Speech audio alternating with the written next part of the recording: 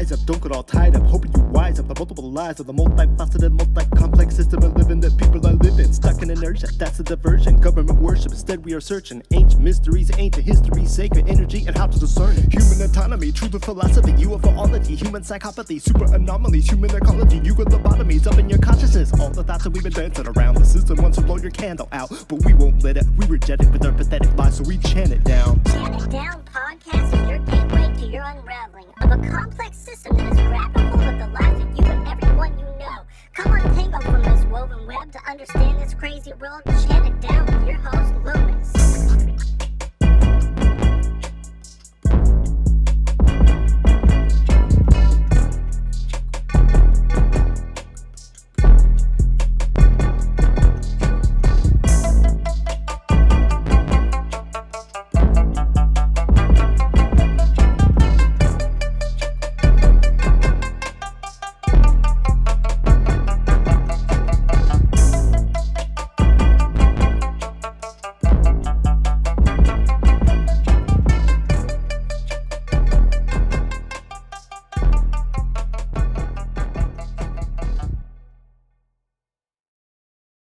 Welcome to Chant It Down Radio, where we deprogram from the deprogram. This is episode 206. I'm Loomis, I'm your host, and chantitdownradio.com is the website. Today, I got a great show for you. We're going to dig into a subject that I've been wanting to cover for a long time, and I want to say that the purpose of the Truth and Freedom movement has been to get the truth out to the public that is uninformed so that more people can understand the situation that humanity is in. And I signed up a long time ago to do just that, to go where the research takes me. Has always been the motto by keeping on researching and never stop learning. But as years have gone by, certain perspectives have grown out of this movement based on flawed research. And I might even add, deliberately placed in this movement to divide and conquer so we don't all unite and get on the same page. And one of those is the space is fake crowd, which is attached to the perspective of flat earth. And I see how people have gotten there. We've been lied to about just about everything. And yes, NASA lies to us, and we'll get into that. And there is a lot of common ground we share here, all of us, when we search for the truth. But we're not here to be divisive. There are many good people who believe this space is fake. And I think it's important to question everything. I encourage it. It's even good to turn things on their head one more time, kind of like the detective does.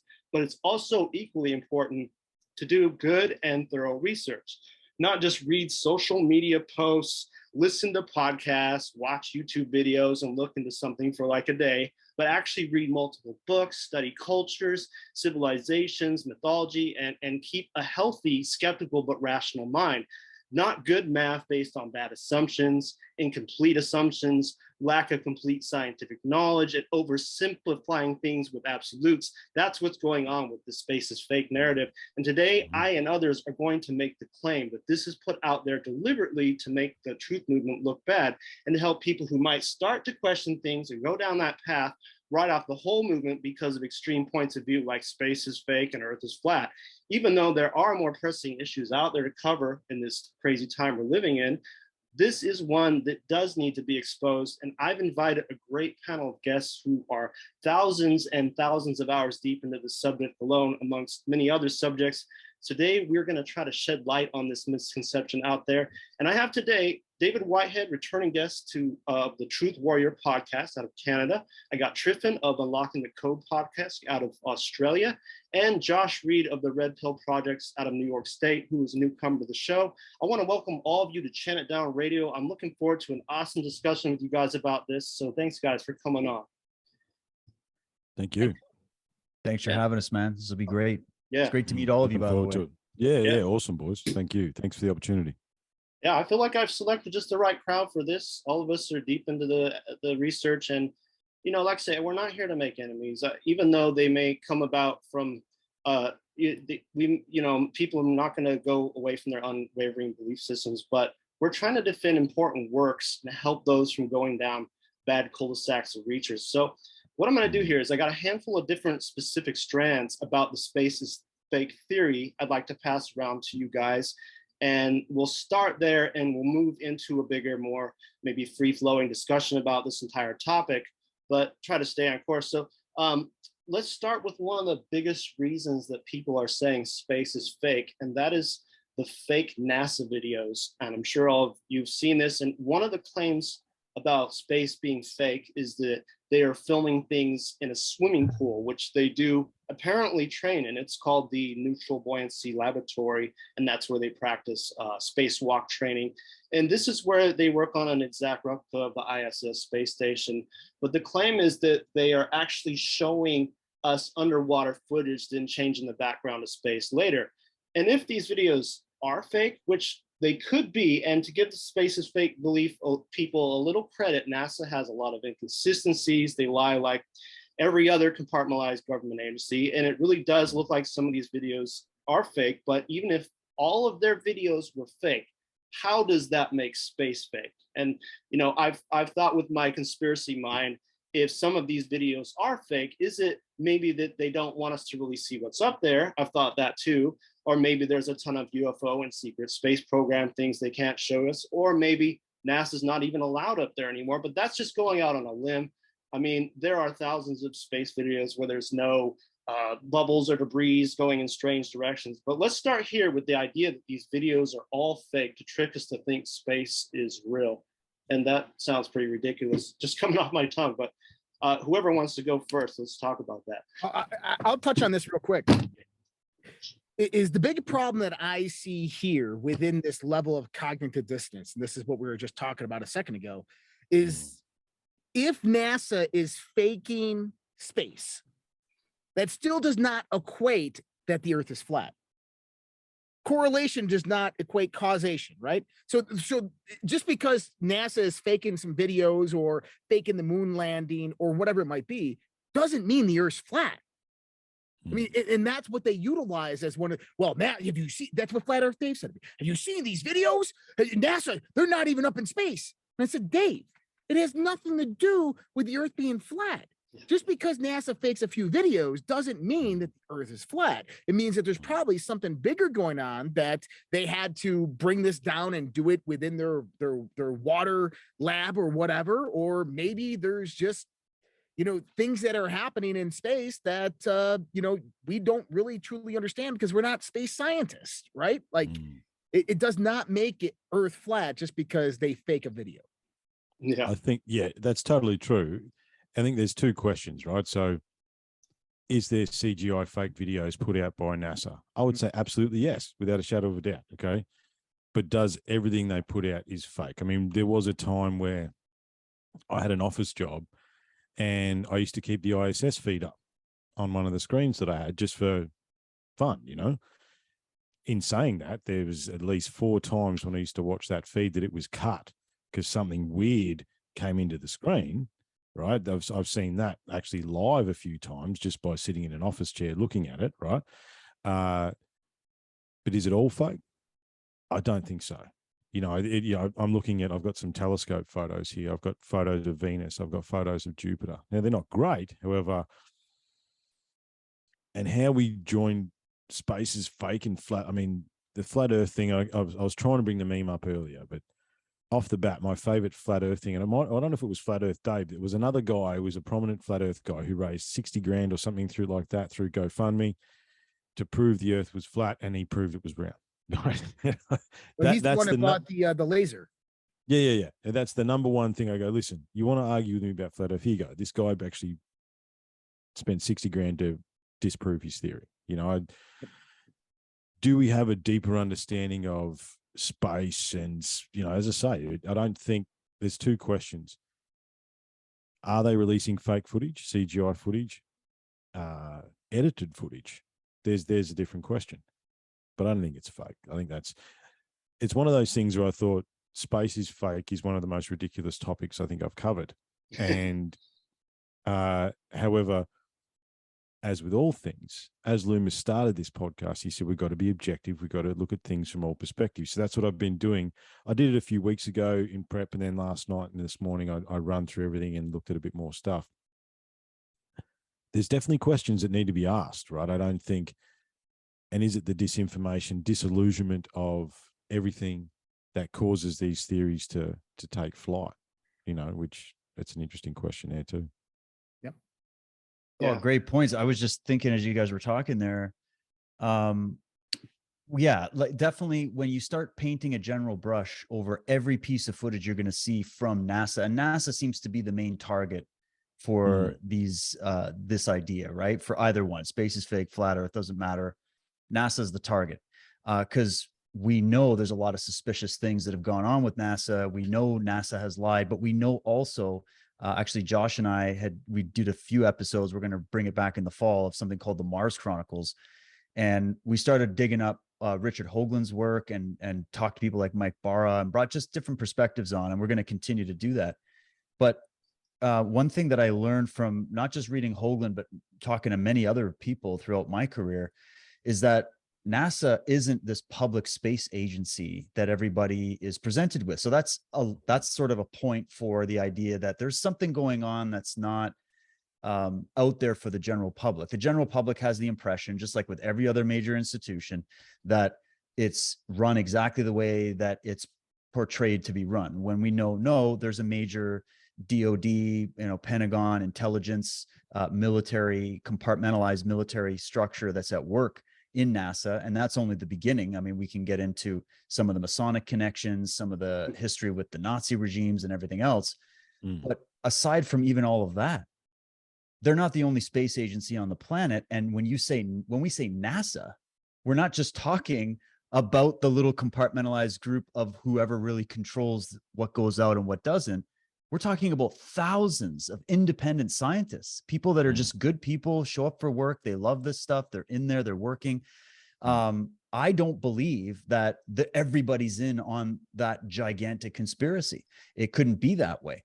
And if there was any kind of conspiracy or any kind of cover up, it would be compartmentalized, which is the way, any military structure or informational structure, intelligence structure works.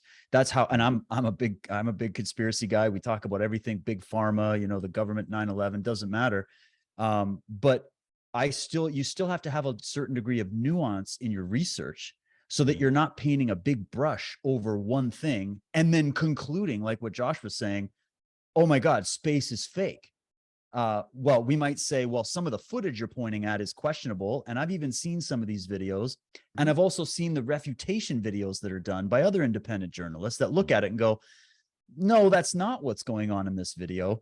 And what I feel like is happening with so many subjects is a disconnect between the people that are espousing the theory, the people that are refuting it. And there's not always a clear line of research presented to say some newbie that's like, I just want to know what's going on with this subject. So hopefully we can clear some of that up. But I just wanted to say, when we say NASA, we're talking about a lot of different compartments to it, including a lot of just average scientists and astronomers and people that are involved with it that are on the lower level that you'd think after all this time, we would have way more whistleblowers coming out to Project Veritas or whatever, or something like that, that would be exposing it to a greater degree.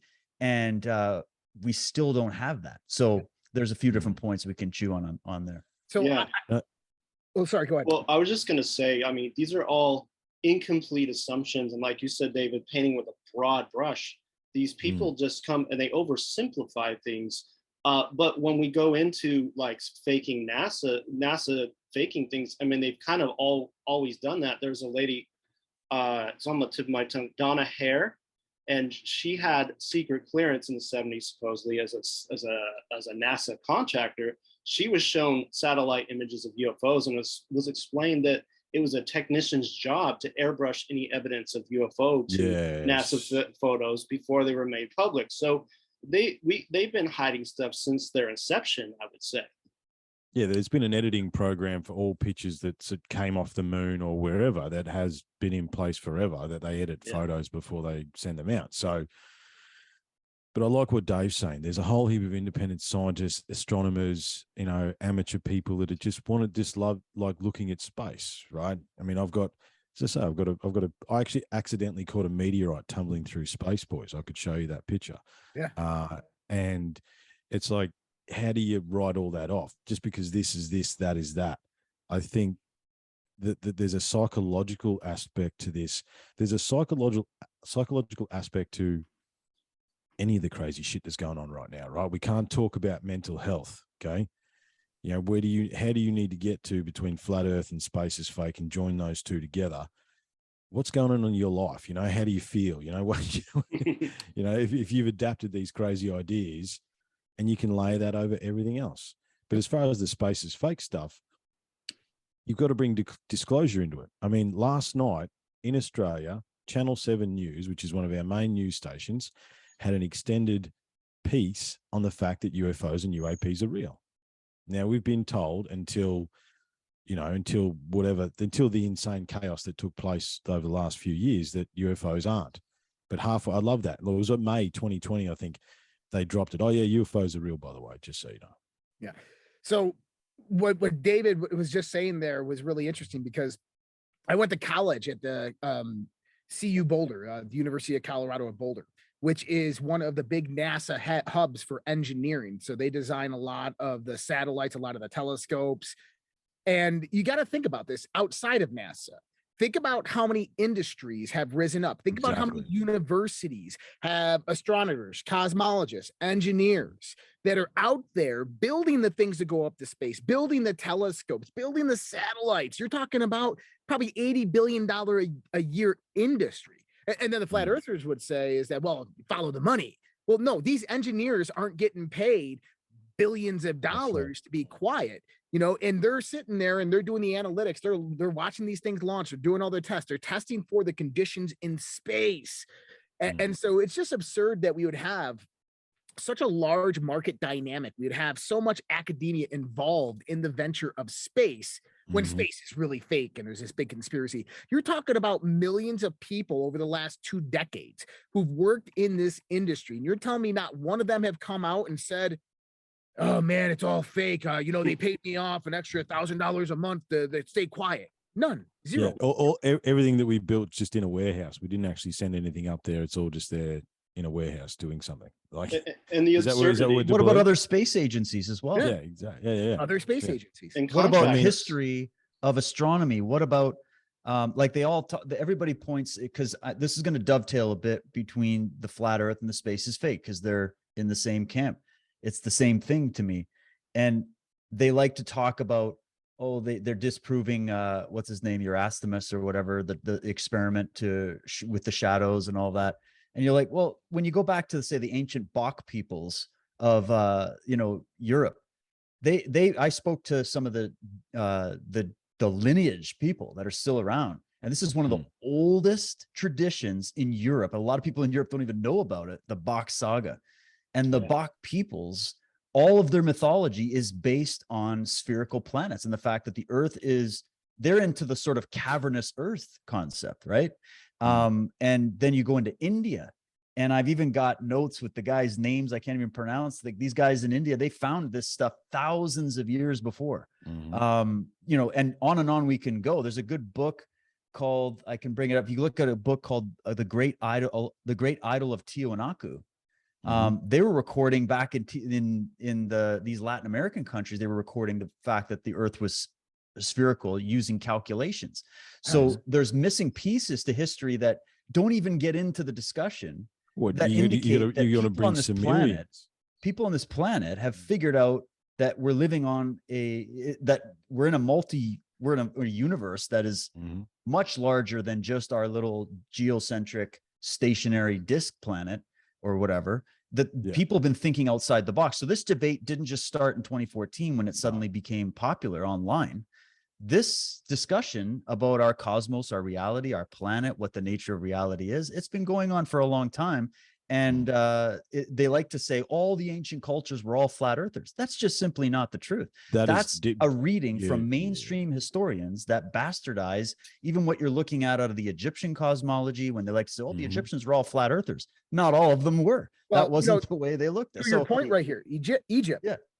Okay, how about this? For any flat earther out there who knows that the pyramids exist and believes that the pyramids were built with a special code hidden in them, Grant Hancock has brought the attention to the 43,200 multiple pertaining to the Great Pyramid. If you multiply the 43,200 multiple times the height of the Great Pyramid, you get the polar radius. Yeah. You multiply it times the base, you get the equatorial radius. You can only have that radius if the Earth is round.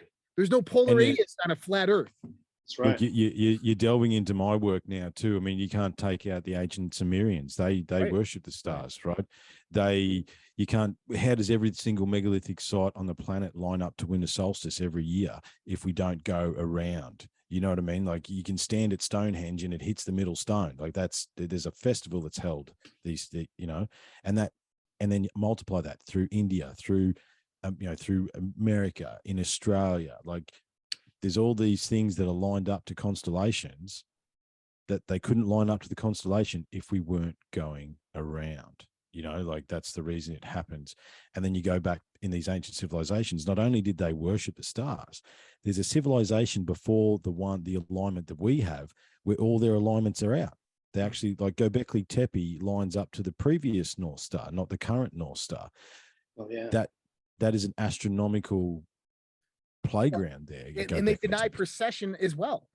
Exactly, precession. They believe the stars are just fixed in the sky, but we have monuments on this planet that represent stars in various different various different positions. I mean, you have the Great Sphinx, which is placed exactly where it was 10,500 years ago, where the constellation of Leo would have been on the precessional cycle of the equinox.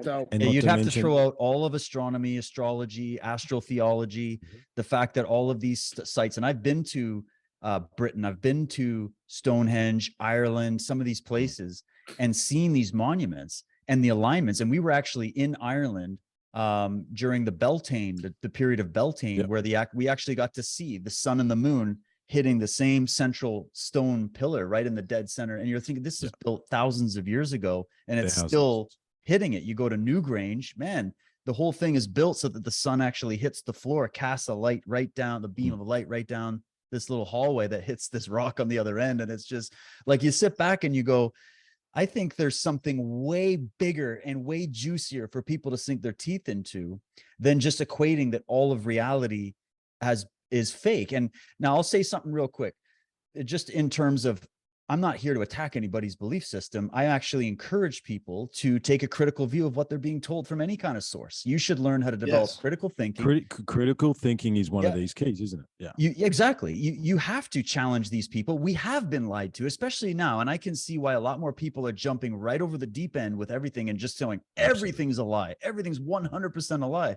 because of how much we've been lied to. Right. Yeah. So, but I say careful with that.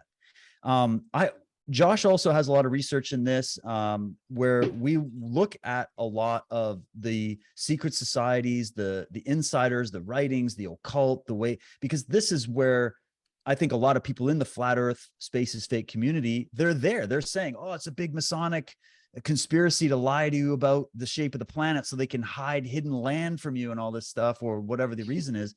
And actually, that's a really good point, is to bring up what's the motive of it, but we'll save that. But the idea is that, we can't throw the baby out with the bathwater, right? No. And let's also remember, the first reality is fake illusion people were coming out of the ancient Gnostic cults of the ancient world and many other offshoots, and not all the Gnostic cults were into it. It was just certain groups, specifically the Sethians or the Sethians, came out of ancient Egypt. And it was also a Judaic connection because Seth was the third child of Adam and Eve, and the Sethians were the ones that sort of went down that track as, he was the rebel, he was the outcast. And that ideology was born that reality is an illusion, that nature itself is an illusion. That is an ancient cult ideology. It's actually an ancient religion. And I don't know if a lot of these people that just sort of wander into a few flat earth videos understand that it's not even about flat earth. It's not even about space is fake. It's the idea of disconnecting you from the creation itself, of nature itself. And if you start viewing nature, like the trees, the birds are fake, apparently, right? Birds are robots surveilling us now. Like, it's getting really, really bizarre.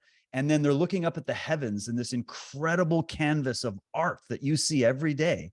And you're going to sit there and just say that's fake. To your point, Triffon, which I want to get into later on, but I don't want to get into it yet, is the psychological drive, the desire that's there. And I think it's rooted in ancient trauma as well as life trauma in our current life. And I think that it's easier to regress psychologically into the idea that our reality is just an illusion. It's a complete illusion and it's artificial. And isn't that suitable for what we're hearing from the World Economic Forum, which is telling Yes. you are an illusion. You are a You are an robot. illusion. Yes. You aren't organic. We don't even need most of you people. So I guess, and then you think of the history of the Vatican, who were crucifying people like Giordano Bruno, who went in there and said, yeah, we're not the only planet, and there's billions of planets, and there's a whole other way of looking at God and the cosmos. They're like, kill that man. Lock these guys up in the dungeon for challenging the dogma of the day. The most powerful empire and religious cult in the history of this planet was a believer in these types of theories. So the fact that they're being resurrected right now, while we're in this blossoming movement of truth, independent media, seeking, learning, understanding these questions, challenging our politicians and our media, and all of a sudden this comes crashing through the door, and now everybody's like, oh, it's just all fake, it's all an illusion. Dude, I got a story for you. That's some ancient cult shit that's being resurrected in a modern form. And also like the Dogon people of Northern Africa, are they part of the Freemasons? Yeah, and they believe in what, Sirius B, you know, and something you can't even see with the naked eye. Are they part of the you know, the conspiracy of the Freemasons trying to make all this? Everything that the occultists do is inverted, and that's what I've always felt about this space is fake and flat earth, is that it is in an inverted way for us people to start viewing the world, because everything else they do is basically inverted. Even their symbolism, they turn things canted, like the canted square, the canted star, or anything, even the swastika, they turn a symbol and make it, you know, a little bit different in their own way. So I felt like this whole thing the whole time is coming from dark occult. That's just my thoughts on that. I would actually before we get into occult, just to expand on the Dogon, because we're talking about space is fake. Yeah. Not only did the Dogon worship Sirius B, in their traditions, in their learnings, it said it was a double star that had this red ring around it. Now, we didn't see that physically until the 50s or the 60s, right? And it's been in their traditions for X amount of thousands of years that Sirius B, this is what it looked like, da-da-da-da-da, this is where we came from. And, you know, we could get into that. That's another kettle of fish. However, if space is fake, how does a tribe in the middle of nowhere know that? There's no way, and there was no way for them to understand that. And it was so important to them too. But yeah, go on with the occult, Josh, because that's interesting stuff. Well, no, and so the occult is one thing that I've researched for a very long time, as well as David. And you know, firstly, for everybody out there, is when you say the word occult, there's nothing evil about the word. What we're really talking about is kind of philosophies and teachings and various different knowledge bases that have been hidden from the majority of mankind, and rightfully so, because some of these are incredibly dangerous in the wrong hands. When we talk about dark occultists basically, they kind of operate for the self, but the way that they utilize dark magic is through the manipulation of individuals who are in a state of nescience or ignorance. Nescience being a not knowing what you do not know, right? And so they take advantage of people who basically are oblivious to how the universe functions and works. These people are, in a sense, out of balance or alignment with natural law.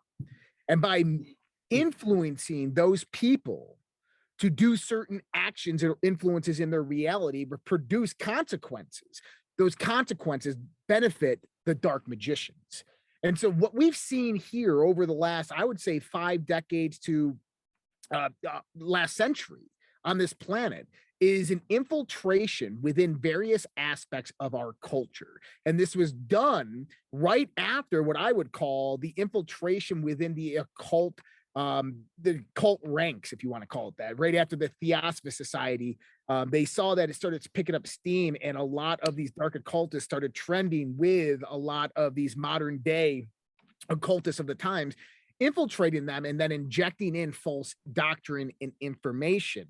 And that kind of established this foundation and base for a lot of academia in the early 1900s. Many of the physicists the quantum physicists, first quantum physicists, and so forth. These guys were occultists. These guys understood these deeper, darker mysteries. They all believed in a lumiferious ether, except for Einstein, who really at the end of his days did believe in it. And so we have this idea of this infiltration that occurs within our academia.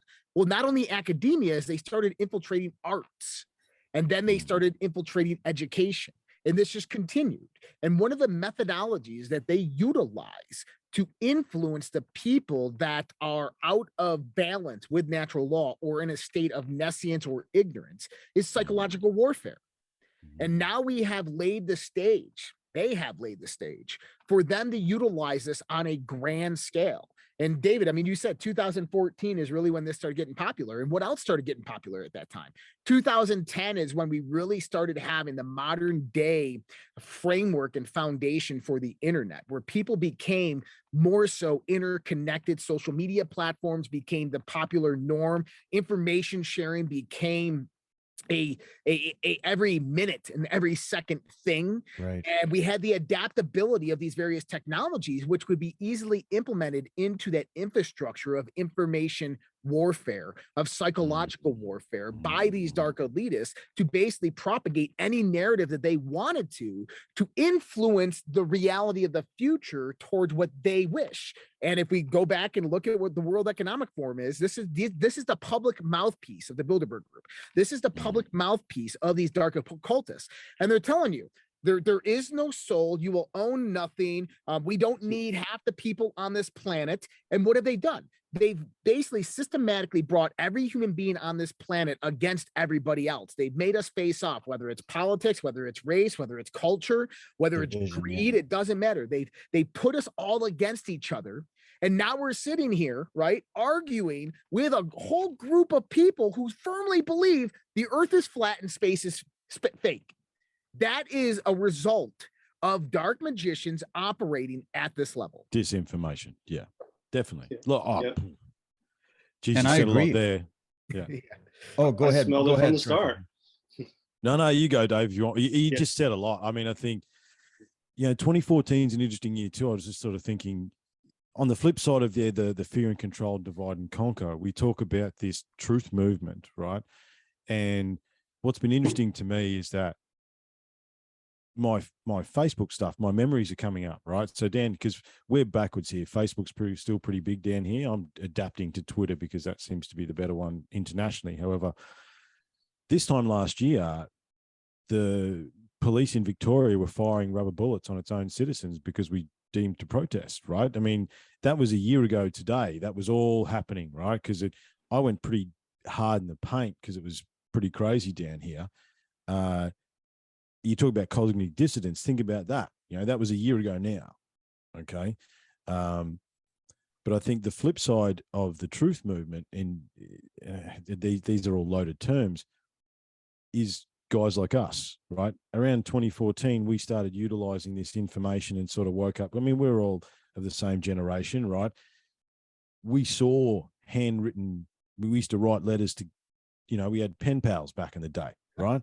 And, now we're talking to each other over the internet. So we've seen that transition. I think that has given us a critical thinking ability to think critically, because we know that love is the answer and fear and control and divide and conquer are tools. But the disinformation, I like what Joshua said there. One of the things that sort of broke my mind a little bit with the bullshit that happened over the last few years is I started to look, when did this start? And it truly has been manipulated, you would say, pre-World War One, right? And then post-World War One. This has been a plan that has been in play for over 100 years, right? And we've just been lambs to the slaughter, essentially, in being manipulated. But I think that the internet, 2010, this sharing of information, that allowed the critical thinkers to join together, right? Because, I mean, we all think that we're alone. Well, here we are, boys. We're across the planet now when we're not alone. We've all got our own individual belief systems. However, we can think critically and look at this stuff. And I think there's a flip side to it. You know what I mean? I say, yes, it's the fear and control and divide and conquer is very present. But what I'm finding, especially recently coming out of the chaos, is that we're all sort of reaching out like we are today. So I think whilst there's a negative aspect to it, I wonder, because I thought about this the other day with the protests and stuff down here, those that chose not to participate and chose to look at things critically and go, this is all bullshit, we continued to stand, right? We didn't believe what we were being sold, and eventually they had to admit that it was bullshit, right? Mm-hmm. What if we didn't continue to stand? You know what I mean? Where would we be? You know, that was a thought I had the other day, was working out in the House of Pain out there. And I'm like, what if we hadn't have stood? Where would we be now, right? Where in the plan would we be now? But it is disinformation. It is, yeah, we are living in prophetic times, boys. This is the other thing we don't understand, right? We're living in prophetic times, but those that live in prophetic times don't know that they're living in prophetic times. But we are. We are. That's right.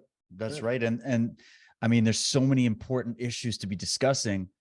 I got to a point when I was looking at some of these subjects and going down, and just so people know, like when I looked at these arguments from these flat earth videos and the space is fake people, I put the time in to hear out the arguments. I was very curious. Me too. It's also part of the work that I do. Yeah. You got to. I'm very, and especially when it's coming into this world that I've been a part of for 20 years. I've grown up studying mythology, religion, ufology, you know, anything alternative, questioning things, right? But not everybody has that. Not everybody had that instinct, or it came later in their life, right? And when I look back, you know, I just saw that there was a lot of unity happening. Like Josh, you mentioned 2010. I mean, from between 2007 to 2010, there was the release of these massive documentary films. These major pieces of information started coming out. They were definitely not as much as coming out right now, but it was these big cannon shots that were like, wow, what we've been told, so much of what we've been told we can't trust, from the media, from these politicians, we started to get the inkling. And then now here we are living all of the things that were being sort of prophesized or predicted that could be happening. And then all of a sudden here we are getting into these discussions about the shape of the planet. And I mean, hey, you find a subject that's interesting to you and you want to prove a point and go down that rabbit hole, go for it. But in the end, my argument started to become, well, who cares what shape the planet? I don't care if it's shaped like a giant dildo. We need to come together on this planet. And these guys clearly have our number psychologically through all these research programs they've done. They've got the manual sitting right on the desk of how we tick. They could control us. They don't need to hide this. I just feel like it's a bad movie plot. They don't, what's the motive? They don't need to hide the shape of the planet to control us on the planet.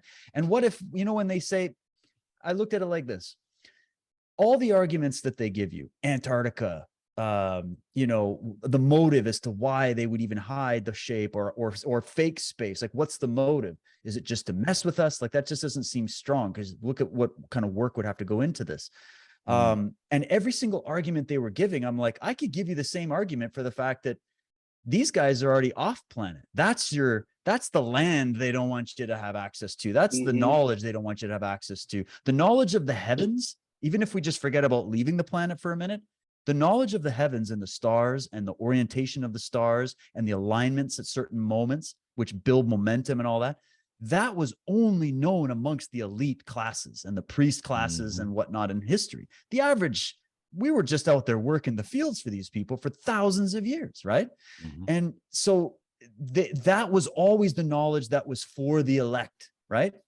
And then we started to gain a little bit of traction where now common man could get in and access this information. And so here we are fighting about all these things. And I'm like, they're hiding something big. Let's be honest. They're hiding something big.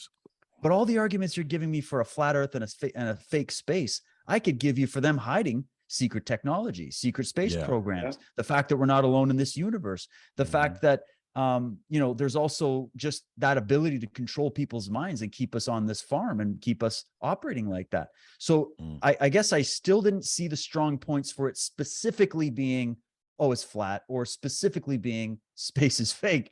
I felt like that was kind of like, that'd be like a bad ending to a movie. Like, oh, that's all it was? Like, these guys could control us no matter what shape it was. And I really don't see the incentive. And every time I ask them, I get almost like a quasi religious response where like, well, they're trying to hide God from you. And they don't want you to feel special. And And I'm like, what? And then they go, oh yeah, because if you have this infinite universe teeming with life, now we're just this insignificant little speck, and we have they no also meaning. believe we're the center of that universe. The flat Earth is the center of Yeah, God's they do. universe. Right. Okay. And I went, And you but and look, how- we why are don't an I feel like that? insignificant Like, speck as well. That let me we ask are you an guys, do insignificant. you feel by having the worldview, okay, let's say nobody knows for sure, but by having the worldview that space is real and there's massive amounts of life and planets and stars and all kinds of action happening and probably dimensions to reality, does that make you feel insignificant, or does that make you feel like you're part of this incredible gigantic Swiss watch of life that's endless? Like, I don't feel insignificant. I don't feel like that. And when I hear people respond to those questions with those kind of arguments, I'm kind of thinking, again, maybe there's something going on a psychological level where there's a fear of reality. There's a fear of infinity. There's a fear of others and out there, because it's safer to have it all compressed and in just this simple little explanation. What do you think about that? Well, Those are all really good points. I just want to say though, like the insignificant feeling. Oh, well, these people believe that if you accept that the Earth is flat and that there's no space, that suddenly the matrix unlocks and you're just free and you see the world a new way. And I've never even saw that at all. And I just want to bring up something you brought back a little bit before, David, is we were talking about around, well, I've been doing this show since 2013, and we talked about 2014, and then how things, like, I could have had anyone on this show around 2013, 2014, and anybody in the truth movement, for better or lack of words, whatever it is, and we would have all gone on the same page. But after that started to happen, there was this rift in the truth movement, and it started to, or whatever you want to call it, then there started to be these people that believed this thing, and they religiously believed it, and now it's gotten really bad. So I see somewhere around that point there was a tear. I kind of lost my train of thought, but I think you that's guys an know important one though. That's Yeah. because that's what I noticed. What did you see, Josh? Well, no, it's interesting as well, because if you look at flat earthers in general, and this goes out the flat earthers, because what I've noticed from talking to Flat Earth Dave and watching a lot of these people interact with other people who know their stuff, is flat earthers have a very, very narrow, limited scope of life, of reality, of what everything is. And what I mean by that is that they believe fundamentally in the Christian God, that there's a little man up there, and he will shoot you in the ass with a lightning bolt if you get out of line. If you're bad, you're going to hell and you're going to live with the devil, right?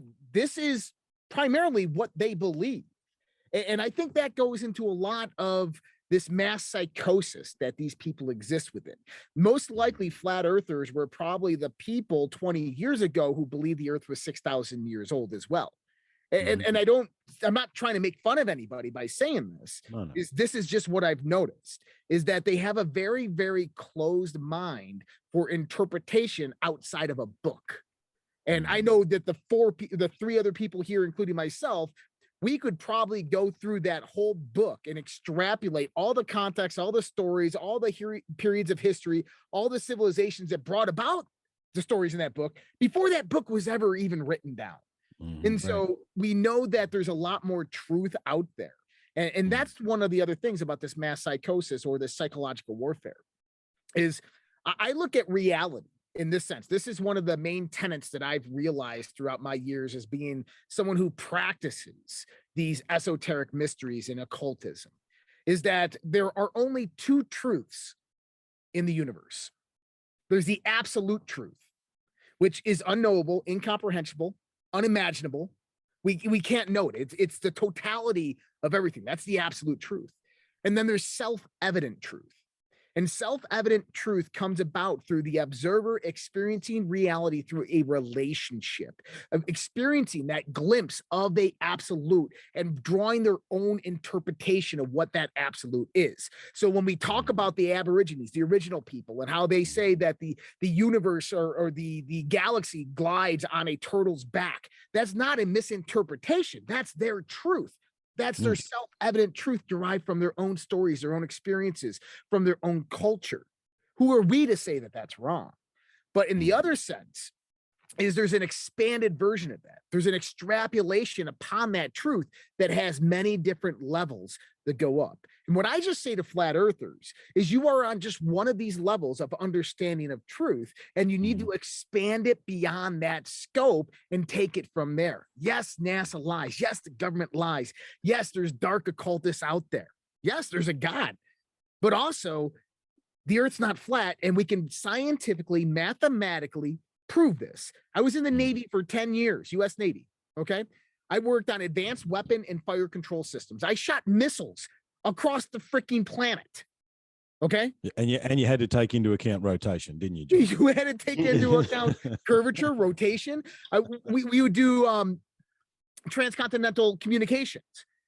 You know, you say radar to these people, and they're like, well, yeah, it's line of sight. No, it's not. We're actually utilizing, when we're using what we call like our spy radars or our 3D radars, we're actually taking minute signals, very much like HARP, and bouncing them off the ionosphere. Now, if this was a flat Earth, why would we have to bounce signals off of the ionosphere to get them around the Earth? I mean, it's absurd. They talk a lot about how can a Navy ship that's sitting right here fire a missile at a target 100 miles away, because we have really good sensoring systems that we utilize and were built specifically for the curvature of the earth. And if you looked into them, you would see the mathematics, the engineering, and the science behind that, because that's what I did for 10 years. Oh, look, I think there's some stuff there, but I think I want to just brush on Dave's thing where he said, do you feel insignificant, right? I think, again, mental capacity, and I'm not offending anybody, right? Mental capacity, ability to critical think, the education doctrine that has been employed across Western society for the last 100+ years also needs to be spoken about there, because there's definitely a narrative that comes into play. However, the human experience, boys, right? On one hand, boys, we are a drop in the ocean forgot about. We are less than nothing, okay? That's the reality. In the grand totality, like Josh said, we are a drop on a drop, nothing, right? But on the other hand, for whatever reason, on this little 3-dimensional planet we call Earth, we are the most powerful creator that has ever been existed, ever, right? Everything that's surrounding all of us has come out of the muse, come out of the ether, and has been created and put down by humans, by Homo sapiens sapiens. Where you need to understand is that you need to exist in between those two things, right? And Josh talked about the absolute truth. There's a line of research that I'm currently in called the triptych, okay? And it's basically symbolism and occult symbolism tied into the Judeo-Christian religions. But that story too, boys, like, you got to understand that biblical story. That goes back as far as we understand, right? That is just a story that has repeated itself. And there's myths and stories and legends. However, the God self, boys, this is what we're trying to grasp, right? When we, in our individual research, when we can get in that objective observer perspective of a set of information, you can grasp it, and it's like, wow. And then you can feel that within yourself. That is the God self within us all. I am God, you are God, we are God, right? That's what they want to stop, okay? These people that can think critically, these people that can think objectively and look at things from multiple perspectives, they are dangerous people, because the lie smells, right? Yep. Bullshit smells. Okay. Whereas on the flip side of that, boys, here's something that came out of a podcast a little while ago from one of my mentors, Martin. He says the truth has a ring to it. And it does. If you think about it, when you hear that snippet of absolute truth, it's like, hey, yeah, wow, that truth has a ring to it. And the only other thing I'll say about flat Earth, and I'll pass the baton along, is that if there was an edge to this planet, the capitalists would have made a swing that went off the edge. Okay. That's right. You know what I mean? They would have been making money on it by now. So you would also have heard stories of people who went over, of people who were lost going over. Yeah. I took a flight to Egypt in April, and I live in Hawaii, so I had to go to LA. And in order to get to Egypt, we went from LA over the North Pole to Egypt. If we were on a flat Earth, why would I need to go over the fucking North Pole? It's I was like, yeah, it was shorter to go that way than it was to go straight across and around the world. And another thing about flat Earth that I know we were talking about space is fake, but it's all related, is I live in Hawaii, so we're not that far from the equator. We're about 4-hour flight. They say that the cyclones and the hurricanes, they spin opposite direction. There's a Coriolis effect, I think it's called. Coriolis, where the Earth bulges. Well, I watch hurricanes because this is hurricane season, and I make sure they're not going to get us, right? So they will not cross the equator, because the reason why is they'll have to start spinning the opposite direction. If we lived on a flat Earth, then why wouldn't they just keep going across the equator and go down to Tahiti or something? So there's all these things like that, little truths that they cannot battle. I had a friend of mine, he does he tracks the star trails, like those photographs where you've got and it just looks like a bunch of spinning light, yeah. and he uses that photography. That's what he did. David Matheson's his name, and he does a lot on astrology and astrotheology and astronomy. I've heard of Dave. He's great. He's brilliant. Actually, he'd be a good guy to get in touch with. I did some shows with him years back, and he just used the star trails and the North Pole, the North Star, the positioning, how the movement happens, and how he's like, I can show you the movement of these. This is they're not fixed holes punching into the dome. And by the way, that whole idea of having a stationary disc with a dome, and that what we're seeing as stars is just the holes punching through the dome and light coming from the heavens, I guess is what they say. Do you know what other group held that belief? It was a fringe group within the Nazi regime that actually held that belief. You can go look it up. I don't think they were linked in with Thule, but there was a fringe group within the Nazi military that held this belief. It was like a religious belief, because this goes back to some of the more wacky stuff that came out of some of these more northern histories and mythologies. And they just kept the mythology alive. And how many people do that to this day? How many cultures do that to this day? You guys, everybody kind of brought up religion and things like that. There's so much to these ancient texts that when you take it literally as if you're reading like a science book or something, and you think there's a talking snake telling somebody and all that, and that's all you see, then I feel like that's the kind of mind that will look at some of the stuff that's coming out with these new trends and go, oh, it is that. But when you go, well, wait, the snake was symbolic of a few different things. It was symbolic of wisdom in one hand, medicine on another, and also evil and tyranny. So there's a concept being spoken about, and then you can bring it out, and then you bring in a David Matheson or a Michael Tessarian or a Jordan Maxwell, and they're going to tell you, well, they're telling you the story of the heavens, the number one thing that the ancient peoples focused on. And they actually raised priest classes to acclimatize their eyes to the dark so they could see the stars more brilliantly, was the stellar cults. Of all the ancient cults and religion, all religions were born out of the stellar cults. And the stellar cults were the ones that looked at the heavens, took the stories of the heaven, like made stories out of the movements of the heavens so they could remember it, right? Because these aren't people that think like we do now with the scientific English type language. It was a left and right hemisphere thinking where you have a literal thing happening, but you mythologize it to tell the story so that it's remembered over time. You tell your kids about it, fairy tales, Cinderella doesn't exist, but there's a meaning behind the story. So I just wanted to bring that in because these guys are taking everything literally. These are the literalists. And that is where the deception lies, because there's actually great meaning that can be derived from understanding how to read myth. And it's not myth meaning it's a lie. It's what I'm saying. So just wanted to bring that up. The other thing I'm going to say, and this might be controversial, I don't know, but we've got all this stuff going on right now with nothing's controversial on Janet now. To some people listening, I don't know, but I live in Canada, so we're under the gun all the time with this stuff. But there's all this stuff about people are not these young kids are being brainwashed with this whole trans thing and this identification problem where nobody's able to identify who they are. There's like, what does it mean to be a man? Well, I can't even define. What's a woman? I can't define it. It's undefinable.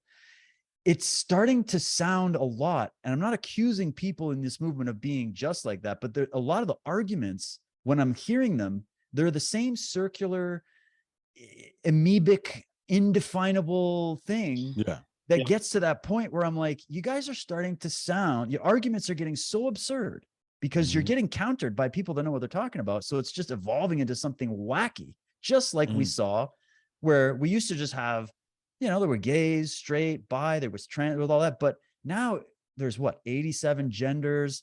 You can be whatever you want. It's fluid now. So on Mondays, I can be a man. On Wednesdays, I can be a woman. On Wednesdays or Thursdays, I can be a cat. You know, like this. So what I'm saying is that, and I think Josh, you and I spoke about this, all of these different things, which I do believe are these psychological attacks, are an attack against your concept of reality. That's it. That is, it's the MK Ultra mantra. If they can confuse you and disorient you, just like if you're fighting and someone can ping you upside the head and now you're disoriented, you're primed for the final kill shot. And now you don't even know what's up, what's down. Is it fake?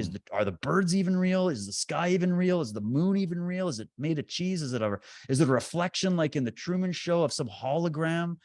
And you get in there and you go, there's an old saying, I'll finish with this. There's an old saying that goes something like, we humans view the world and life through the lens of the self, of where our state of mind is. And if you have a dirty lens, you're not seeing reality. You're not seeing that objective truth. And so, because it was Josh that brought this up for me, where he's talking about all the, you know, the truth you can define and the absolute truth. They're trying to erase the concept of objective truth and objective reality.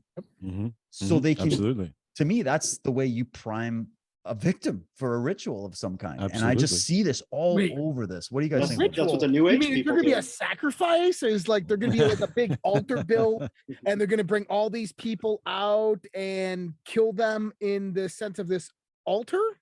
No, there's more to ritual than just what you saw in Indiana Jones, man. Don't worry, mate. Don't worry. It's for your safety, man. I was going to say, because I mean, there's a potential 1.5 billion people who could die here in the next 18 months. And they've all been primed and prepped and psychologically reduced to this point to where they just blindly accept anything they see, hear, or are told by an authority. So it does look like, in a sense, and then you have these elitists talking about, we don't need all these people. Right. So I don't know. It kind of sounds like we're moving up to one big occult sacrifice ceremony. Well, I think I don't know whether you were channeling Aldous Huxley, Dave, but I wrote this down in the notes. One believes things because one has been conditioned to believe them. That was Aldous Huxley. He said that, right? There you go. You know, and that's, you know, imagine. I mean, I don't know. When we were in the look, let's be grumpy old men for 2 seconds, right? Back in the 90s, we thought in 2022 we'd have flying cars and everything would be super. We used to have a show down here called Beyond 2000 where they'd say, in 2020, all these amazing things are going to happen. And here we are, and we don't know what a woman is, and the earth is flat and space is fake. And it's like, regressed. This stuff is just fucking ridiculous. You know what I mean? Like, I don't even, when Loomis first asked me to come on, we need to talk about space is fake. And I'm like, man, do I have to reduce myself to actually talk about this? However, it does attach itself. Again, we can't leave behind this psychological stuff. I mean, look, I'm totally cool, right? You want to be a gender fluid unicorn, you be the best gender fluid unicorn you can be, okay? You want to identify as a penguin. Look, I've got questions. I've got some questions, right? However, do whatever the fuck you want to do, okay? Yep. At the same time, don't, like, it's ridiculous on the face of it, okay? If you think about it critically, all I'm asking for people to do about any of this stuff is think about it critically for 5 minutes, right? I mean, we work here at UTC on the 1% rule, right? So take all conspiracy theories. What if 1% is true? Okay. What if 1% of all conspiracy theories is true? To pretend the amount of data that's out there on some of this stuff, that 1% of it doesn't need to be questioned, I think is fair enough. Okay. Is the moon weird? Yes, the moon is very strange. It is a strange shape. It has a strange composition. Why haven't we been back? These things, did we ever go? You know, why these questions need to be asked, but you can't throw the baby out with the bathwater. Mm-hmm. But I mean, it's hard not to talk about what just happened, right? How did they poison 6 billion people in 12 months, man, right? Supposedly. Okay. How did that even happen? And how did I was in logistics for a long time. That was my key. I took weird stuff around the planet and moved it to other weird locations. Okay. That was my job. How did they produce that amount of stuff in that amount of time? Can someone tell me that? Where were they? What's going on here? And are we being primed? And is this the separation? Those that chose not to participate and see through the critical thinking, is that the split? Is that the divide? It's right. Because now for someone like myself who's been stuck in a studio for 2 years because I couldn't go outside because I was evil, I will never believe anything they say ever again. Right. So, but the percentage of these people now, there's a percentage that don't want to talk about it. It's like Fight Club. That's what I've been saying lately, right? Yeah. First rule of Fight Clubs, we don't talk about Fight Club. Okay. Because, yeah, I mean, you know, what was going on in Canada for Dave a year ago, I can't even imagine, right? They you know, one of the countries that was most affected next to Australia. Okay. We can't talk about that. There's a cognitive dissonance and there's a mass, you know, I said this in a post the other day, literally 4 months ago, I had people telling me that I should be in a quarantine camp away from other people, right? And they built quarantine camps down here too, boys, just for the record, okay? That's right. I remember seeing it. Yeah. Right. So here we are now 4 months later, and those people don't want to talk to me. And we're supposed to have the cognitive, we're supposed to go, oh, no, it's okay, back to normal, you know, onwards we go. Yeah. You know, I mean, but again, was all that conditioning and all the things that happened, now it is that for whatever, is there it's hard not to see some dark occult thing at play, boys. It really is difficult. And all this disinformation, all this, because then you've taken all these people that can think objectively and fed them all this crap. And then they, because we're like dogs with bones. I mean, like Dave did. When I started jumping into this space is fake stuff, I can't help but not give it its due diligence, right? I looked into a lot of this stuff and there's questions that need to be asked. However, you know, fear and control and divide and conquer doesn't work. Okay. And we can't give into that. However, this, you know, the fact that we can't define what a woman is, again, is the most ridiculous thing that I've ever heard in my life. However, it's all about you are nothing, you will own nothing, and you will be happy about it. That's, You know, on that point, this is interesting because I'm close to a lot of various mystery schools, Masons, Rosicrucians, so forth.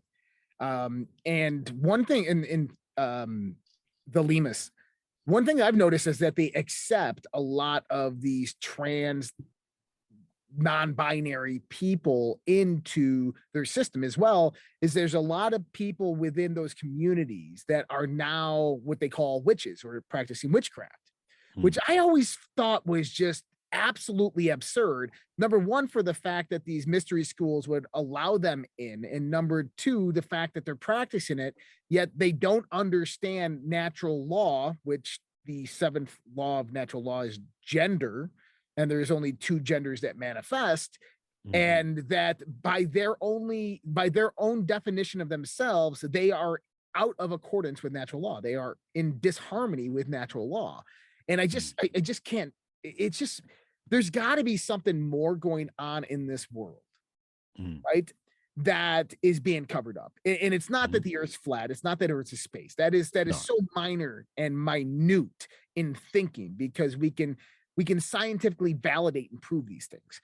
But there's something much bigger. And I think what that much bigger thing really is, and let me know if you guys agree, is the awakening of consciousness. I believe that in the universe, there is an evolutionary process designed for conscious beings to wake up and evolve and expand within their consciousness. This is why all of our ancestors watched and were dedicated, bought temples dedicated to the precession of the equinoxes, to the great calendar, because they knew by following the great calendar, they could anticipate when these various cycles of evolution and consciousness would come around, when we would go into dark periods where consciousness would be suppressed, and that they could plan accordingly to this by producing books and say, hey, look, there's going to be some dark times in history. And this is what you can expect during the dark times, because this is what happened to us. But don't worry, because then the light times come and we wake up and we awaken. And there's this big cycle. And see, I think that's what's really being hidden here.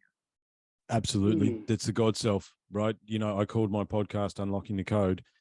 The code is, boys, is that you are God, we are God, I'm God, and we can do whatever the fuck we want to do. Okay. That's the code. And if you can understand that, that's what's being hidden. It's the suppression of God self. I mean, the whole, you know, and when you start splitting people, right? I mean, you talk about empires, like, I think in the calendar, depending on which one you look at, we are in a time of Kali Yuga, okay? In the Kali Yuga, the time of chaos, yeah? But out of the time of chaos comes that period of alignment that Josh was talking about. And it's through that chaos that we understand. And I think that is definitely what they're trying to suppress, amongst other things. You know, I mean, the interdimensional beings that are apparently here, there's UFOs flying all around and no one wants to talk about it. There's other things that are trying to suppress, but from a humanity, from a three-dimensional standpoint, yes, the suppression of that God self awakening. I mean, I look around at you boys look tired. I look at myself, I look tired. Do you know why we're tired, boys? Because it's been a rough time. Okay. Yeah. And I guarantee, let me ask you a question. Are you guys facing some demons of late? You dealing with some shit? Some stuff's coming up. Yeah. Everyone's nodding along. Right? Oh yeah. Yeah. Guess what? It's a battle. All of us, man, all of us that have awareness, all of us that have observational understanding, we're all facing that right now. All of us, because we are, for the want of a better description, upping our vibration, right? Every time they throw a new, you know, it's like a monkey throwing shit at a wall, something sticks, right? And every time they throw a bit of shit at us, we got to take it. And it's hard. However, we also understand that through that self, through that everything, we are manifesting and realizing this awakening, which is what's happening. And it is what's trying to be suppressed, for sure. Because, I mean, objective minds like ours, is space fake? Well, no, it's not. But we'll give it its due diligence. No, it's not. Okay. So if we were given anything, are UFOs real? Well, this book I've got doesn't matter. I wouldn't have any trouble with that because I believe that for a long time, right? Are we not alone in the universe? Yeah, probably we're not. How about we learn from these people? You know, let's, you know, color, creed, religion, sex. Those of us that have awareness realize that none of that actually really matters, right? It doesn't. And if we could let go, and you know, the love is the answer. It's corny. It's so corny, but it's so true. Then we could actually embrace and move forward. I lost my train of thought there for a second. Sorry, boys. Well, it's good stuff. I think that, and I appreciate that. And I mean, I look at it like you need some kind of an oppositional force to challenge you if you do want to evolve. Like, you're not just going to evolve in an easy situation. No, I think we can all agree on that, right? I come from studying, you know, the warrior traditions, grew up in martial arts, sports, that kind of stuff, had a hard life, you know, entrepreneur, parent. I got kids, you know what it's like. You need challenge to grow. It's challenge that makes you grow. And I feel like our society is being driven towards not wanting to suffer at all, right? To completely end. And we're not talking suffering like there's starving kids in Africa and there's people getting blown up in wars. I'm not talking about that kind of stuff. We all want to end that. But I'm talking about, we don't want to work for anything. We want everything to be easy. We want, like, this is even the sales pitch of this World Economic Forum. You're going to own nothing and be happy. People will bite down on that simply because what's really being said there is you will own no responsibility. You won't own your labor, but that means you don't have to do labor, right? It's all going to be robots. And then you'll just be, I guess, the serf on the farm like it used to be, right? And so I sit there and I go, real life, all of nature, it's forged. It's created through trials. It's created through challenge. My life, who I am, is created through that. And I'm sure everybody's sitting here, if you're still doing a podcast in this time, running uphill, getting shot with flaming arrows the whole way, with censorship, with attacks from friends and family, with losing income.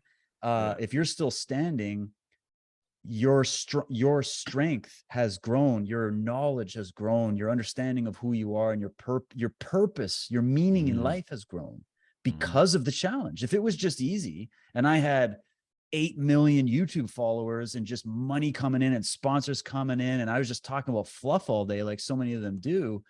I mean, no wonder these guys end up getting on drugs and committing suicide. There's nothing there. That's not what a human is. We need to be shown, we need to go through the trials. And so on a soul level, on a big level, we're going through that process. And I think those dark controllers, or whatever you want to call it, the people that think they own this planet and the people that think they own us, they're just operating off of that. I don't think they're aware of this, but they are part of a much bigger system, like what Josh is talking about there. And they are the villain in our story. They are the grinding force that katana blade, the hammering on the fire that blade has to go through until it's a fine-tuned piece of technology. And that's what human beings are. And that's what we signed up for.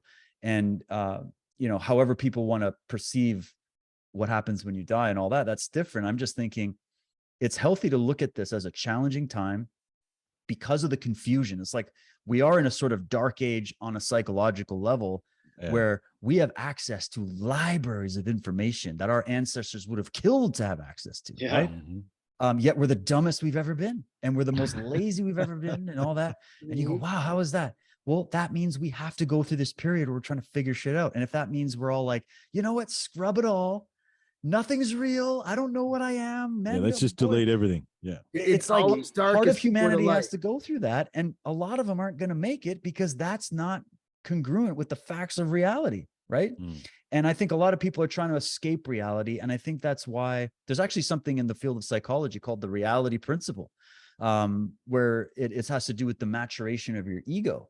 If you're maturing as an identity through your life, psychological stages of development, and you miss those stages, one part of that identity is going to be bigger than the other. Like if you only do push-ups every day, your legs are going to be little toothpicks and it's just imbalanced. Well, that's the same with your mind. And what happens is you don't mature, and you then almost get into a schizoid way of thinking, and then you create a deluded view of reality, right? So it makes sense that if people are afraid of reality and they're afraid of consequences and they're afraid of these things and they haven't addressed that or taught how to address it, then it's easier to just go, it's all fake. It doesn't matter. And there's some big daddy in the sky that's going to save and take care of everything for me. I don't have to do anything. And guess what? We got Klaus Schwab up there promising the same thing. Why not sign up for that? Oh, health, take on my own health in my own life. Pfizer's got you. Just get injected every 24 hours. It's the same thing, right? You can trust that. That's why I hate social media. And I've always hated this false version of everybody. Everybody's life is perfect. They never take a picture of the day they stepped in shit or got hit by a car or something horrible happened. Everybody's got this perfect life. And, you just take pictures of the good moments, and it makes people lazy. And, it makes people not want to grow. It makes people just sort of want to have this easy, lackadaisical life where they, every day is about the same, and we just want to, show the good moments. But we're not here for that. This is a school of we're like, we were like we go against the sharpening stone, and that's what we're here for, is to grow. And I guess what prompted me to do this too is just like this whole podcasting thing is to realize I'd grown a lot when I learned all this information, and a lot of people around me did not. So I needed to give this information a platform. And well, I found people like you guys, where you guys have grown and gone through this lackadaisical, mediocre, lukewarm world where everybody just sort of does the same thing and goes home every day. I couldn't do that reality, and I still can't do that reality. And I know there's more to life. And that's why I really hate TV and all these things they're putting it in front of our face to make us go that way, because we really need to grow. And of course, our consciousness needs to grow. And people in this mainstream world, the normies, they don't want that. It scares them. Yeah, it's interesting, right? You're right. You go, Josh. I'll go there, mate. Well, talking about this, the big view and the big picture, and talking about truth and kind of where we're headed. David was saying is that you have to go through these dark times, and everybody endures these dark times of trauma, of suffering within their life. And, I said that it's always darkest before the dawn, is that it always have to have, I give this example on my show sometimes.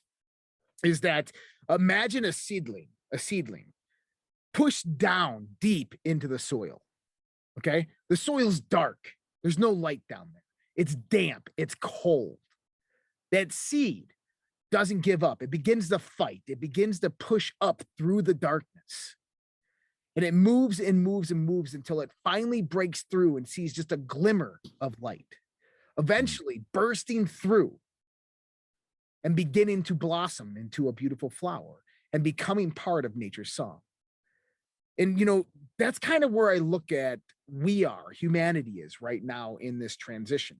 One of the things that I found out by researching and being a part of various esoteric societies is when you start to look at all the information that's out there, you begin to kind of piecemeal it together. You put it together.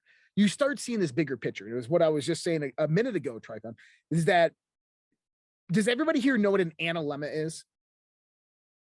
Is that if you were to observe the sun rising every day in the sky from December 25th to December 24th, the sun's going to perform what's called an analemma. And an analemma is a figure eight that it just appears to do if you saw it every day at noon, because the sun increases 1 degree every day up until June 21st, the solstice, and then decreases 1 degree every day. And then it sits still for 3 days, starting on December 21st. And this sit still is kind of like an illusion that happens. And it's said that the sun dies on the cross because it happens on the constellation of the Southern Cross, and then rises again and the sun's resurrected. But this also marks the variations of solar cycles and cosmic cycles that we go into.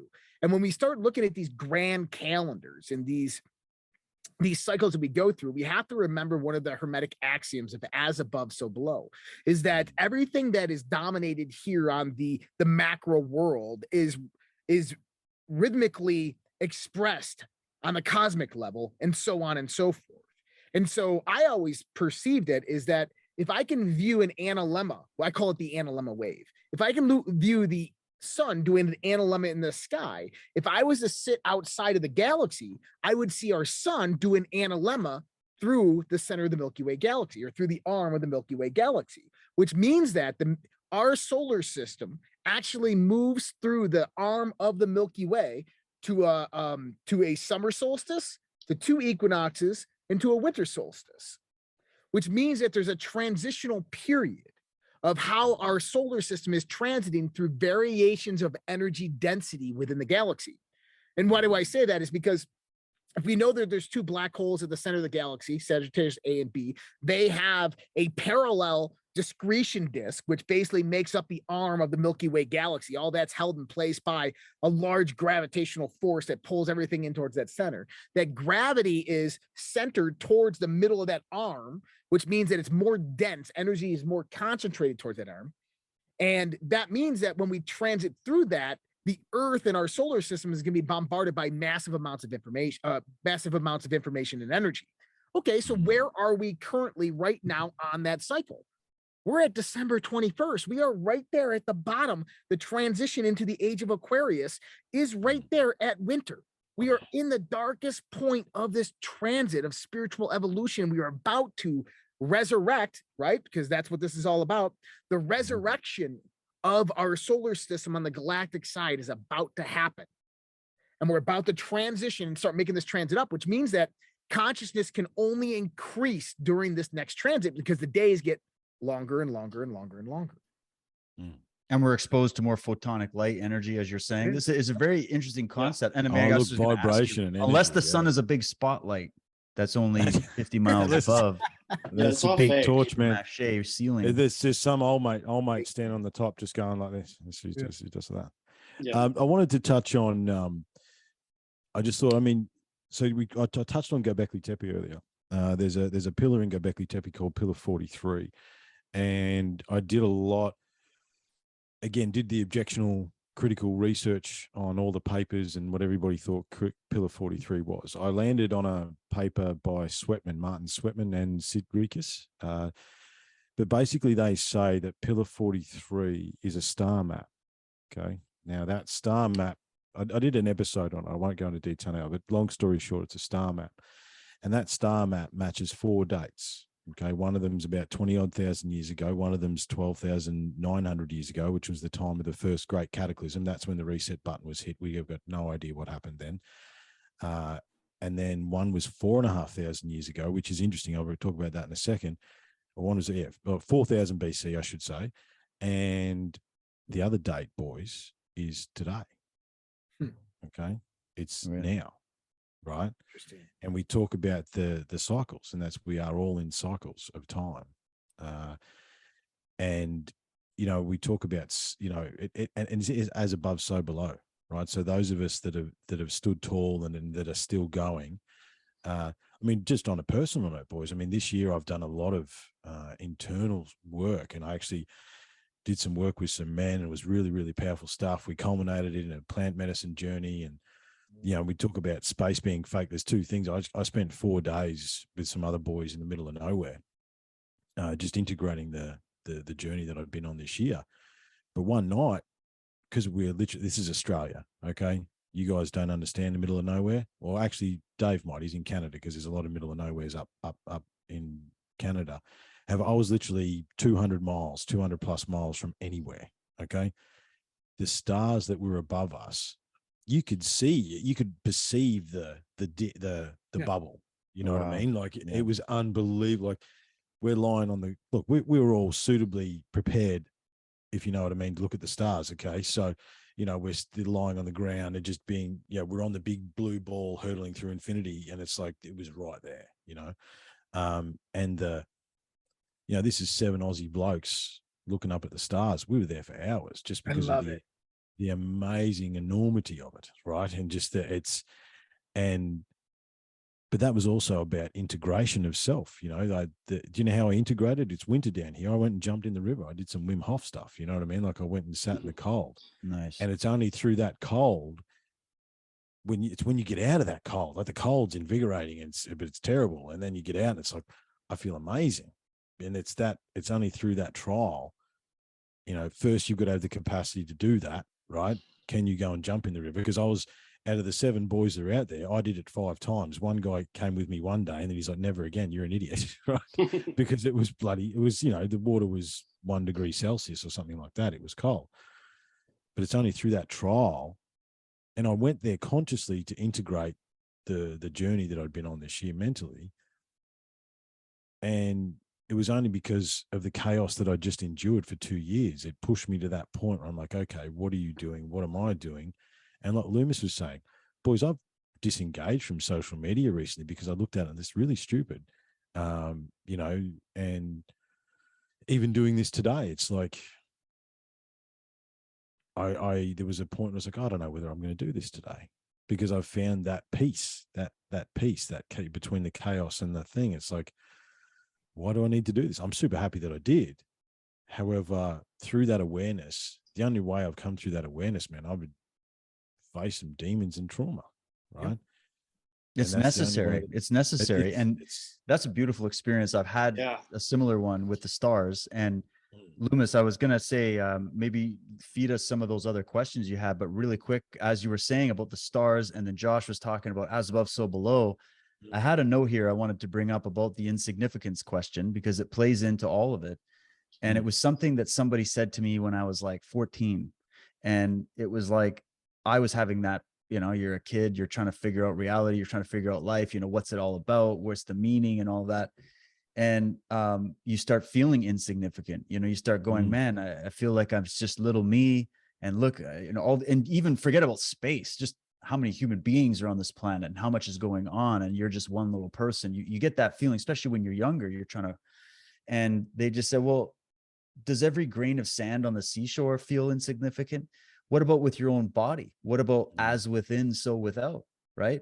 Does every cell of the 100 trillion cells that are in that make up what you are, does one little cell feel insignificant, right? Does one little part of you feel insignificant? There's a whole universe happening in your being, in your body, right? And the ancient Egyptians and many of these ancient cultures, they didn't look at the body as the cage of the soul and earth as this cursed, dark, fallen world. They looked at it as a gift from the heavens. They looked As at it a as a garden, gift yeah. from nature, Yeah. from God, whatever, right? And that if you operate, what mentality is going to bring you health, positivity, if you believe in any level of a real law of attraction, not the bullshit from the typical new age, but like the real ability that you have to To call manifest your experiences into your life. If you existence. believe in that, what mentality is going to serve you? The mentality that your body is this cursed thing, or that you're an insignificant speck of dust that has no meaning, or whatever, or is it going to be, or you're all Harari's view where you're just robots and nothing matters, you have no free will, You're just a meat sack. or the view that you are part of a fractal, you are part of a massive picture, that you might feel insignificant, and maybe in the grand scale of things you could say that. However, what scale are we talking about? Whether you keep zooming down into the quantum levels, or you keep going way out to the size of these big neutron stars and galaxy clusters, everything has a purpose. Nature doesn't waste anything. So what are we going to teach our kids? What are we going to talk about in this truth movement? We need to inspire people to realize the last thing you are is insignificant. That's not the message from the greatest sages and teachers and wisdom traditions that we have from the past. And I'll wrap it up with this quote I wanted to drop here from Alvid Boyne-Kuhn. He's one of the greats. And he said this, because this is about the idea of illusion. Is it fake? Is it real? Think about what he said. In the ancient traditions, he's saying the real Maya or illusion is not in the natural forms. Okay, so because remember, there's this idea that it's a simulated reality, it's a computer artificial generated thing, and you're just a whatever, right? No, he's saying this would be more of the I guess the ominous class in Egypt, the Druids. They would say, no, the natural forms of nature, that's not the illusion. The illusion is the mind's propensity to conceive or project forms created by its own inventiveness, but which do not agree with the truth, extent, or potential in nature. So he's basically he's just saying the illusion is not your body, it's not the trees, it's not the stars, it's not the sun and the moon. The illusion is the projection your mind casts upon those things. That's where send me Maya that quote, is. because that's absolute versus self-evident.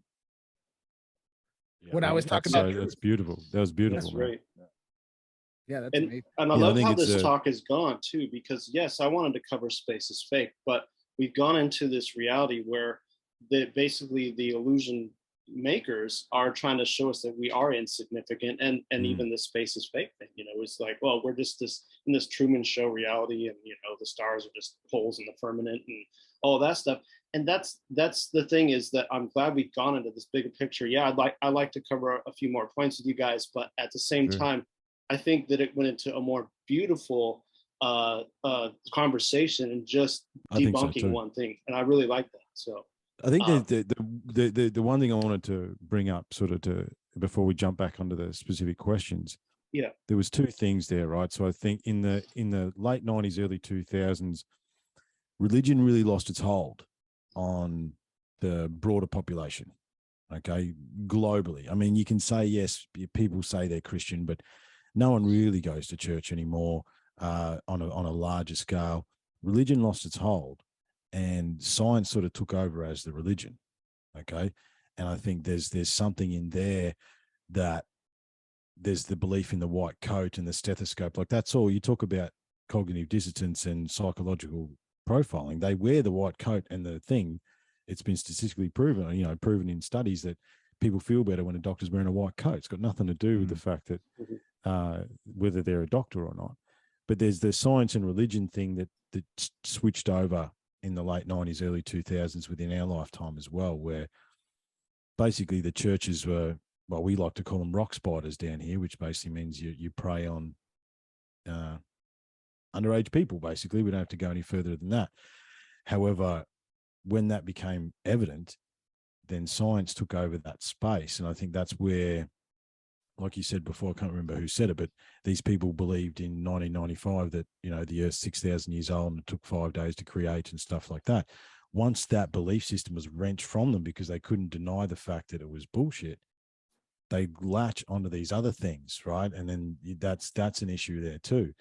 Then I I actually remember the day when I had the realization that nobody actually really knows, right? Everything we've talked about today, if we really ask the question, do any of us really know anything that we've said today? We actually don't, right? I remember I was doing a project in Papua New Guinea, but I was walking to the office in Brisbane City, just jumped off the train, walked down, and it hit me like a thunderbolt, like Zeus. Well, Zeus hit you with a lightning rod too. And it was like, no one knows. Realistically, at the end of the day, no one knows. Now, if you have that realization, most people don't, two things happen. You either get really, really scared because no one knows, right? Or it's like, no one knows. That's actually awesome that no one knows, because that then opens everything, right? That means everything is open for discussion. Exactly. Is wrong. And it goes let go of your belief systems, man. There is none. There is absolute none. or self-evident, right? Yeah. There's an absolute truth and you can't know it. You can't no know one it. knows. No one knows. Nobody man. knows. And that's the thing, is we only have these interpretations of what we believe that truth to be. And we come together in a consensus and say, yeah, that sounds right. Let's put that in a book. Okay, great. Yeah, that's right. Yeah. David was saying something about chaos, and I love what you were just talking about there. I actually went back to college many years ago, because what I started realizing within a lot of the occult sciences was there is overlay within real science, and that we had to have a deeper understanding. So I went back to school for physics at CU Boulder. And I came out of it and I developed something called optimization theory. Now, I'm not going to bore people with optimization theory, because it kind of gives a fundamental framework for how reality is created. But one thing that it does is it shows us that chaos is simply the dismantling of a state or condition to a higher degree of organization. That anytime chaos occurs within a system, it's simply that system reorganizing to a higher state of optimization. And so whenever you got chaos in your life, just realize that all that's happening is you're growing. You're growing and you're moving to a higher state of optimization. Yeah, absolutely. That's awesome. It's very good. Loomis, where do you want to go now? Well, there's things we could really just jump in holes and never come out of, but let's just say one of the things that I don't like, I've been a researcher of ufology since I was a kid, pretty much, and this whole space field, really, and throwing out that there are no ETs because space is fake, or works that all the ufology is garbage, and then throwing out thousands of people's abduction experiences, close encounters, and but throwing out whistleblowers that have credibility, and like writers like Immanuel Velikovsky, William Bramley, Zachariah Sitchin, Eric Van Daniken, and Richard Dolan, and I mean, list goes on and on, but basically saying that all those people's work was completely made up because space is fake, and throwing out the ancient mythology because space isn't real, throwing out, like we talked about with the Dogon tribe, or the ancient Greeks believed that space was the setting of their myths, and the Anunnaki came down from the heavens, and all this throwing out of massive works just because of this broad brush that's been painted here, that space is fake and we just live in this little reality, and that's one of the things I can't stand about this whole thing, is that I've been diving into this for years, like all of you guys, and I cannot fathom why you would want to throw all this out and just believe in and it's just, again, there is no objective truth to all this, and that it's all just made up, and it's a bunch of people with these crazy imaginations, and that's one thing I just wanted to say about it, and we can go from there, or we can wrap it up soon if you guys want to, because we've gone a lot of cool directions, and I really like that we've expanded just beyond this too, because it's such a big talk. There's so much to this.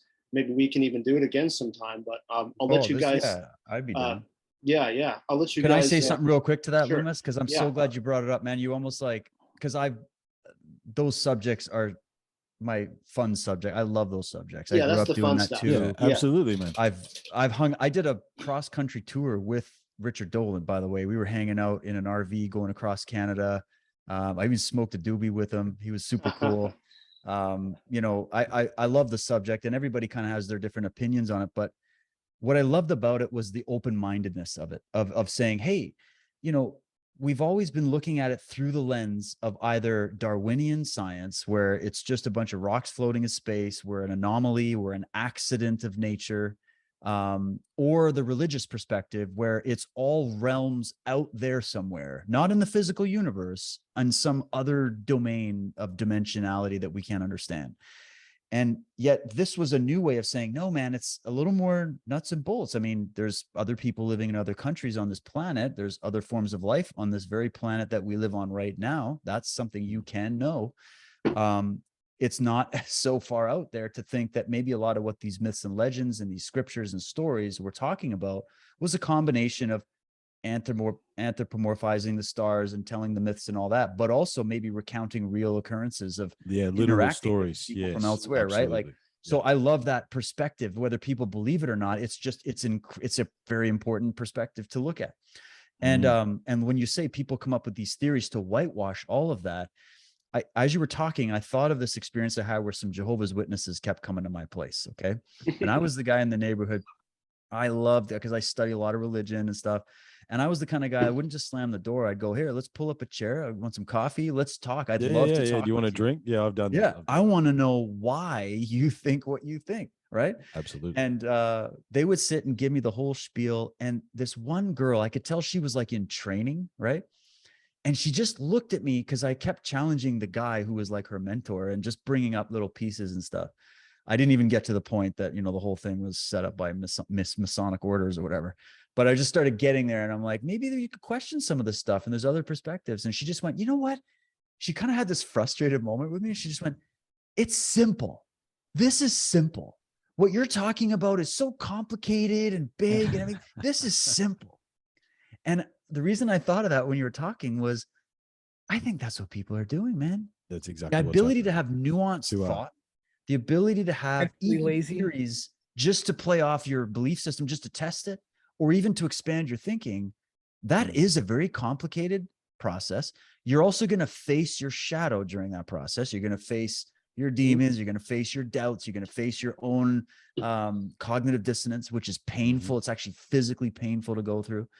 And so I can understand her. And I looked at her with empathy and I went, I didn't want to burst your bubble. I'm so sorry. Like, I get it. You want a simple life. You want one perspective that's a book that has all the answers. And this guy is your cult lead. Okay.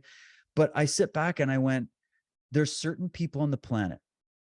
I don't know why, throughout history and even to this moment, what makes us sitting here right now, enjoying this discussion about all these crazy subjects. And then so many people that they're like, what are you talking about? I just want to know what's coming up on Meet the Kardashians, man. I need something simple, you know? I want the priest to tell me what's going on or whatever. Biden's going to tell me what's going on. And I think that's what happened with this pandemic. It's simple. We have the CDC, the World Health Organization, Anthony Fauci, Justin Trudeau. They are the ones that are going to give me the prescription for life. It's simple. And then you go, what happens to traumatized victims? Yes, that's right. Yeah. There's a cognitive. Take it away from there, guys. Oh man, you did a lot. Space is fake. No, it's not fake. However, but it's simple. It's simple. Wouldn't it be simpler? I tell you what, I do want to share this with you boys. Oh, am I able to share, Loomis? You just disabled sharing. We're not can we share information around here, man? No, yeah, you can. I disabled it. As long as it's not porn or something. No. Multiple participants can share simultaneously. Here's a question I'd love to ask you boys. And again, I love this conversation. Thank you very much for giving me the opportunity to talk to you gentlemen today. It's been really great. My pleasure. Do you think, I mean, when we talk about these ancient civilizations, we talk about this sort of stuff. One of the ideas I've been playing with, because I see it in Loomis, and me and Loomis have had this discussion as well. It's like, is there a genetic memory?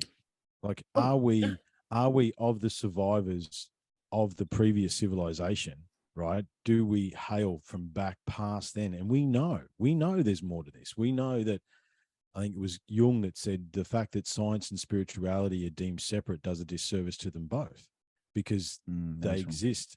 They exist as one, right? And I do think that that previous advanced culture, that was one of the last times where science and spirituality was one, right? Because they had the ability to move 1,000-ton stones. If we want to have a discussion about how they did that, but anyway, this is the science and spirituality and the balance. And I've often, do you know what I thought many times during the chaos that just took place? Maybe ignorance is bliss. I did have that thought. And, you know, through that traumatic process, dealing with your demons, like Dave said, it's physically painful, right? People will, I purged a couple of times this year randomly. And I'm like, why did I purge? Because I was dealing with the depths of some of the trauma in my being. There's a physical manifestation of that. And people don't want to do it, man. You know, they just don't. It is easier to be lazy. It is easier to not question. However, it's also what makes me alive, right? You know what I mean? That this is Absolutely.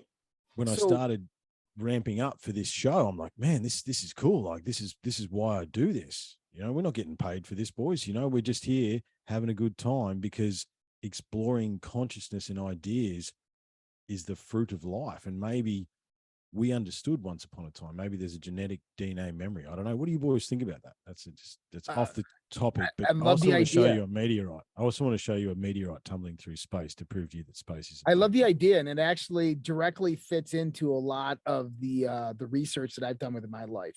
There is a guy out there by the name of Dr. Martin Blank, and in 2014, he published two very, very important peer-reviewed studies. One of them is called DNA is an electromagnetic transducer, and DNA is a fractal antenna.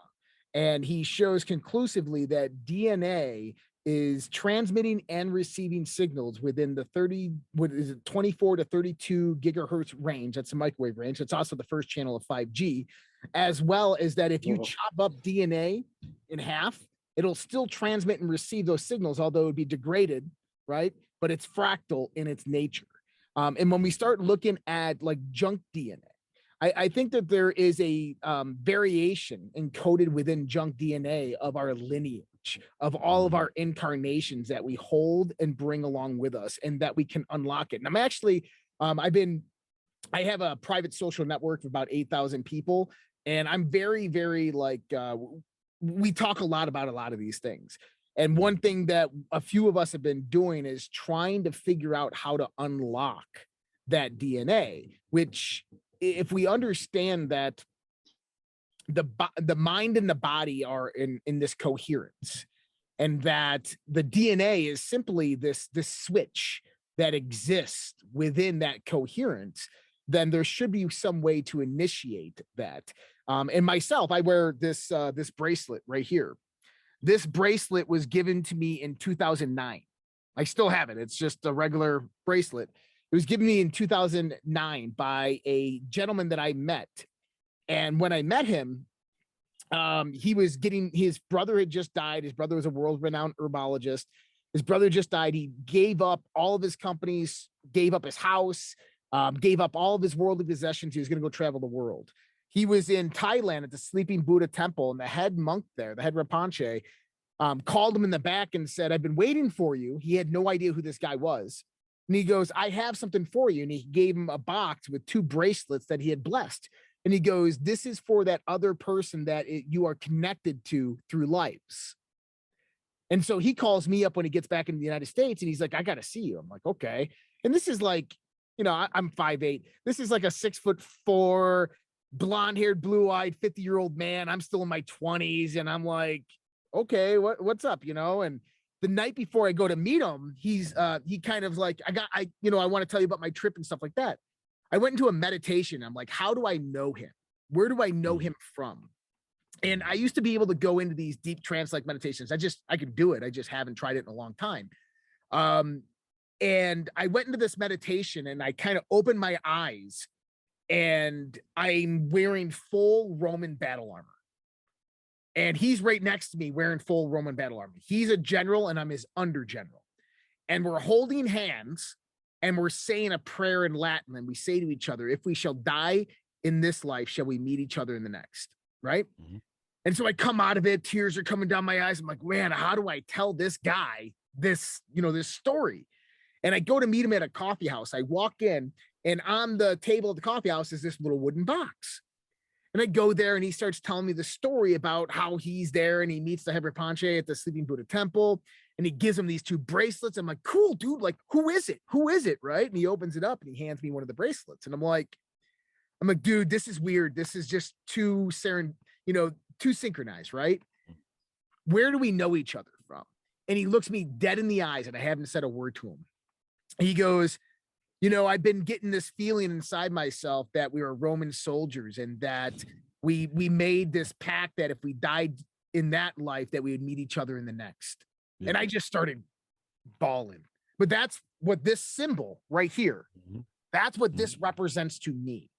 And so since then, I've gone through many different things in my life, different initiations, and I've unlocked what I believe to be various past lives. And having the ability to reach into myself and pull that knowledge out, because I believe it exists within our DNA. Absolutely. Yeah. That's an awesome story, man. I didn't hear that one. Well, here's a question, because first of all, I'll do 2 things. The people that are at the top of business, finance, investing, these elites that we study, you can read. I'm surrounded by books of their own writings, and you can see it coming through. Even some of the stuff Josh was talking about from these occult teachings and some of these ancient religions, they believe this shit. They purify their own genetic lines to keep them intact. Why would they do that? What is the purpose? What is all this stuff about keeping the bloodline and pure? Right. So we call them the blue bloods for a reason, because they believe they're keeping their bloodline intact. It's gotten to the point where it's like incest and all that shit. Right. And so there's a belief within even the dark occult circles and even some of these satanic networks and whatnot about blood. They're fascinated by the blood. I mean, even religion, look at the blood of Christ and all that blood. Well, what are they talking about?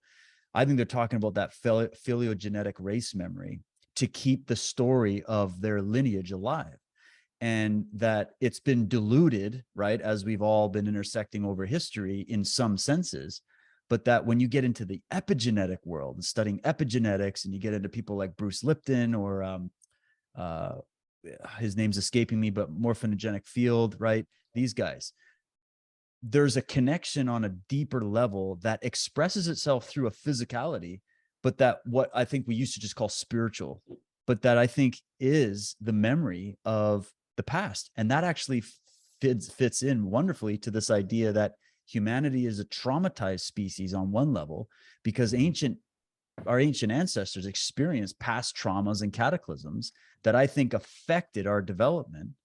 And there's still a memory of that, but there's also a memory of all the good things as well. And then imagine your own life and then possible past lives. So that all to say, if it's good enough for the people at the top of the hill, they believe in this shit, then why should we go and scoff at it, right? So that's one point. And then the next thing is ask each and every one of you, how long have you been sort of the black sheep? How long in your life can you remember where you were always asking questions and you looked up at the sky and were like in awe of it, not in fear of it? And you were the one that was always asking the questions. For me, day one. I talked to a lot of other people in this work, and not to say we knew everything, but there was always a deep curiosity about life. And I think, and then I talked to other people, dude, there's no curiosity whatsoever. They're just like, this is the light's not on. The light's not on, man. The light's not on. Yeah. So for me, it was day one. What about you guys? Well, you said you said morphogenic fields. You're talking about Rupert Sheldrake there. Rupert Sheldrake. There you go. Yeah, I thought it was Sheldrake. Yeah. I wanted to touch on this real quick because we were just talking about blood. 85% of your blood is water. Did you know that your DNA is actually surrounded by complex structures of water? And now go back to the whole idea of structured water and how water contains and holds information. Wow. Even when those droplets move out, that containment, that structure is still there as new water moves in. And so now take that in the idea of lineage and genetic memory. Wow. And water has memory, right? Well, and then of the bloodlines. What's his name? Of Dr. the bloodlines, Emoto? keeping them pure. Yeah, Dr. Emoto. Yeah. Yeah. keeping the bloodlines Water has pure. What if it memory, was yeah. about the structuring of the blood because of the water within it, The holy water. the holy And water? and where did the water come from? That's another question too. You know, I mean that would lead into wow. That's an interesting. That's a one. rabbit That's hole, huh? That It This is. leads us to the So- next podcast. So, but There's a rabbit. so Josh, okay, though, well, Josh, did you always believe in this too? Like, were you from day one, like David, or what took you down this rabbit hole to, or were you always like curious? Are you- LSD. Oh, right. LSD. Okay, yeah, so right. Yeah. I'm writing my first book. I've been writing it for about 2.5 years now. It's called Transcending the State, What I Learned from Over 150 LSD Trips Before the Age of 18. Oh shit. And probably about 10 times that. But at the age of 13, I dropped my first LSD and then sat down with Dr. Michio Kaku's Hyperspace. It's a book that he wrote about string theory. Then I went and watched the movie The Matrix when it came out. And then I sat down and started reading the Bible one night when I was having a bad trip. And I realized in the beginning of the Bible, there were some major problems of contradiction. And that caused me to start researching the etymology of where these English words derive from in the sense of the Greek or the Hebrew translation and how they got switched. Because in the first verse, God, on the first days, God created the heavens and the earth was void and without form. That last term, void and without form, is actually tohu bavohu in Hebrew, which means desolate and without life. Void and without form and desolate and without life are two completely different conceptualizations. In the English inscription, on the first day, he creates everything. And then at the same time, it's void and without form, means on the first day, there's everything, and then there's also nothing, which is Buddhism. And so this is what really started to drive me. As well as I mean, I wasn't a Christian. I grew up Presbyterian. I'd go to Sunday school, all these stuff, but I just never believed the story. The story didn't seem realistic to me. And it wasn't until I started kind of delving into psychotropics that my mind began to expand and I began to understand, feel, and see the greater nature. There was one LSD trip I remember in particular. And this happens every time when you're on psychedelics. So the walls breathe, everything breathes, stuff, right?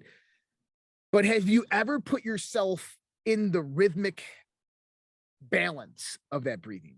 In the sense that your heartbeat, your breath, the resonation that's coming off of you, the walls, the air, everything is all resonating together within that wave function. It is one of the most spiritual and mystic experiences I've ever had on LSD, to where everything that was happening within me was in accordance to everything that was happening in nature. There's this rhythmic relation. Vibration. You're in That's the right. vibration. Yeah. Wow. And later on in life, I write this blog post. It's called A Dance I Saw the Universe Do. And it's about how it was the end of the night and I had taken a little bit of mushroom and I'm watching a fire burn out. So it's like 4 o'clock in the morning, the fire's out and you're down to just these ambers and coals. And what you see is you see one side of the ambers flare up, right? And everything else gets dimmer. And then something else flares up and then that side gets dimmer. And what you realize is that there's this relationship of exchange, is that when that flare up happens, it's being caused by all the other ambers around it, giving it energy to cause it to flare up. And then it transfers its energy to the next lowest energy state to keep that one to go up. And then they transfer that energy back to the next lowest energy, the ambers that are at the lowest energy state, to get that one back up. And it's just this dance back and forth to keep the ambers going, to keep the fire going, to keep the exchange of energy going by transferring this massive amount of heat back to the ambers that are at the lowest energy states. And so it's this dance that's how the universe do it. It reminded me of that time where there was this syncopation, this dance that was happening around me, but I was a part of it. I was a piece of it. I was resonant within it. I was in the vibe with it. And that's the thing, is we don't need LSD to realize that we're in that dance. We're in that dance right now. We just have to come to that realization. And I think that's one of the things that we've lost in in humanity. But that's kind of where my big awakenings came from. Awesome. Yeah, right. And Triffon, what about you with your? Oh, look, day one, man. I'm the perennial black sheep for sure. Yeah. Without a doubt. No, I got kicked out of Sunday school. I can remember. There was like a young girl, again, like another one of these young girls in training, telling the kids the Bible stories, and I'd even at that 4 or 5, I can remember asking her questions about what did the animals eat on the boat, and just kids questions. But yeah, I got kicked out of Sunday school. But I've had I pulled that. Where I put it there. Yeah, I think this is from 1993 or something like that, right? That's I bought that with some of my first money from when I worked a job. So Always thinking outside the box. Yeah? Always, man. And I mean, even at school and stuff, I used to get in trouble for just writing answers down instead of showing working out, and then showing my working out and it didn't make sense to the teacher. I'm like, well, that's the answer, man. You know what I mean? Like, what are we even doing here? So I've always been that. I mean, I've had some key psychedelic experiences. I sit here today talking to you guys because of a DMT experience for sure. I got stuck in a pretty dark place in my 20s and was off the path that I was supposed to be on. And yeah, there's honestly in my life, there's before I did DMT and then there's after. Always been curious. The research has always been happening. However, that realization of love, universal love, is what my first DMT experience showed me, was the universal love source energy. And that then led me to here to you boys. You know what I mean? I think, I've always been curious. I've always had like books of writings and random stuff all over the place. I mean, I've written a book that I've never released, and there's too many folders that deep dive into so many different rabbit holes. But I mean, you talk about that genetic memory. I was thinking, boys, let's bring it back to the now, because that's actually all there is. Half of us didn't know each other before today. How many hours in are we, by the way? I don't even know anymore. Right? Almost two. Yeah, right. So half of us didn't know each other, and we're across the planet, and we're sitting here expanding on all these amazing discussions and conversations, and your perspectives have sparked things in me. My perspective has sparked things in you. Were we supposed to meet? You know what I mean? That's with a conversation that has been as easygoing as this, through multiple levels and dimensions of experience. There's that as well, because you were talking, Josh, about how do we access that higher self, right? That higher self. It's fascinating you should say that, because that was the aim of my journey, right? At the end of this process, I was like, I'm going to do, and it wasn't a crazy psychedelic. It was a philosopher's stone truffle inside cacao. And we had a proper shaman who journeyed with us and took us through. It was beautiful, amazing. However, my intention was to meet my higher self. And on the night, I had a pretty disappointing experience, if I'm honest, right? However, the further I've gotten away from it, I mean, I did talk to a tree, that vibe that Josh talked about. I remember standing outside and seeing the tree vibrate and seeing the energy of that tree. And I remember melding with that, but it wasn't English or verbal communication, but I definitely connected and spoke to a tree that night. It was pretty crazy. And then I remember seeing dancing stuff. But the key is, when we sit and do our work, whatever that work is, right? I mean, we're all called to do a certain thing. We spoke about it before we turn the button on. My calling is the ancient stones and the crystals and the megaliths, and I'm obsessed with that stuff. It doesn't matter what I do. I can go down 1,000 other rabbit holes, but it all comes back to that. Why am I obsessed with that? You talk about past life regressions. I was doing some work, and I think it turns out that I used to be a custodian of standing stones once upon a time, right? Which would make sense as to why, you have a conversation with me for 20 minutes and I'll start talking about standing stones and alignments, these things that we exist in. But when we do the pure work, and you boys know what your calling is, right? You do 1,000 other things, but there's one thing that gives you that thing, right? When you're in that space and you're doing that work, you are your higher self, boys. that is that vibration. You are accessing that junk DNA, that whatever we're talking about here, the God self. It's all the same. Everything's the same. And when you are doing your work and sitting in the moment, in the purity of your work, that is your higher self, boys. You are accessing that, and that's. I if you agree. can do that. You need that. And you answer that calling, and that's, I think a lot of people don't even know there's a calling happening, but for some reason, certain people are attracted to these kinds of things. And no matter what subject it is that gravity for you, it's standing stones and archaeology and history and, and everybody has their bit, but there's that part of you that needs to express it, needs to be curious about. The curiosity is what makes me fascinated as to what drives people to go to that next level where they're going to dedicate their lives, even if it's a hobby, but they're going to dedicate their lives to answering that question or exploring that. That's incredible. Loomis, what about you? Were you the black sheep? Was it always questions for you? Yeah, I always questioned everything from way back, and never fit in school, stared out the window, thought about everything else that was cool. And then what happened when I became an adult is the world shocked me. I hated everything about the system, and I didn't know why.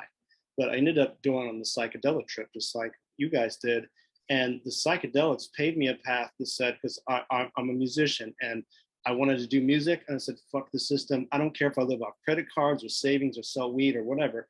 I'm going to do what I want to do, because otherwise I'm going to do somebody else's dream. And on that process, I ended up being a roommate in a place where there was a guy that was in a revolving door. And my listeners have heard this a lot of times, so I'll keep it simple. But basically, this guy was a high up guy in the USDA that had stopped working there, and he's building a house for his family. And he felt the need to tell me about how the world really works. And when he did that, it was like I was sitting next to David Icke or Michael Tsarian, because this guy somehow, I don't know if he was, how he knew all this stuff, because I didn't know the questions to ask at the time. This is in 1999. But he was telling me, everything about how the world works, and it all just clicked like that. Everything made sense.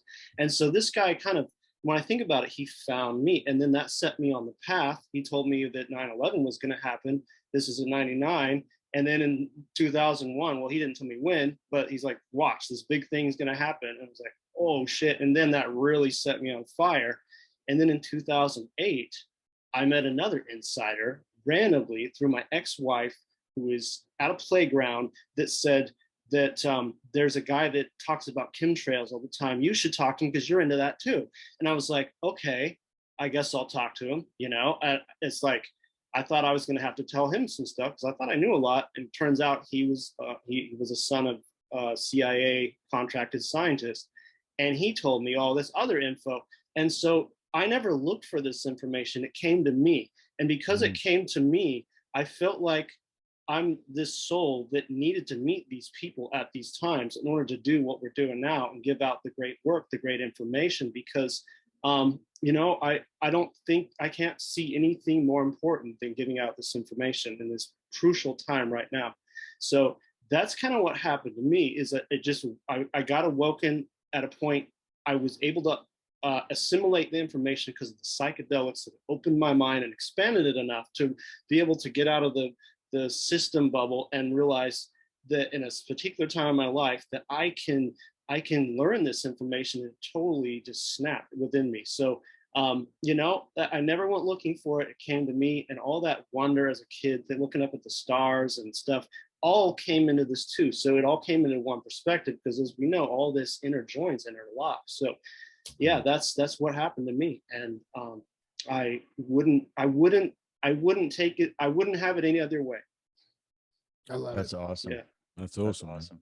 We should probably start wrapping it up, because I was gonna late, say, we wrap could it go up, on man. forever, and I don't mind doing this again anytime. But No, let's do it again. I'm in. yeah, I'm in. Oh, I'm in. Yeah. Yeah, let's Okay, do that. awesome. That was Yeah. brilliant, guys. That was fun. Space is fake that was and fun. Earth is flat, and just don't Hey, look make at up Yeah, your boy. own minds. Yeah. Don't trust us. Make up your own minds. I mean, Here, boys. Here, I just think- I do want to show you this because it's super cool. let's No, wrap it up So- with this rock. so- See, all right. So see this here. This is actually a meteorite tumbling through space. Now it's a classic Aussie story, right? So look. It's only it's an 8-inch telescope. I could plug my DSLR. It's clearly into it. Photoshop though. Like, look at the. Oh, yeah, it's totally fake for sure. It's in the firmament. What's the origin of the photo? Just because everybody's gonna. Get off the firmament. Yeah. I'll tell you the origin of the photo. It's me and a mate smoking a joint out the back of a lawn farm and pointing the telescope up at Orion's belt. Okay, so this is the middle star of Orion's belt. Okay, Nice. and literally, I had a 10-shot burst set, right, and like 5-second aperture, 10-shot burst. Just hit the button, and I just walked away. Right, I was just messing. We were just playing around. Anyway, took it to the because I'm like, what is this? Right, you can see it tumbling. Right, I'm like, what is this? And they say that aliens don't exist, but I tell you what, boys, the bloke at the telescope shop, if he wasn't an alien, I'm not too sure what was, but he definitely wasn't from around here.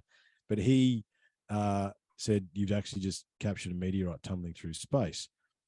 Now I'm going to draw out, so I'm just going to. But watch this. You tell me space is fake, right? I'm just going to expand in first, gents. Watch this. You telling me space is fake? What is that? Every single one of those dots is a star, which is a planet, and it just never, ever ends. Okay. Right. Like that's that. You go bang like that. Right. That, I mean, just look at that. Yeah. And tell me It's that's fake. fake. I tell people yeah, to so- go.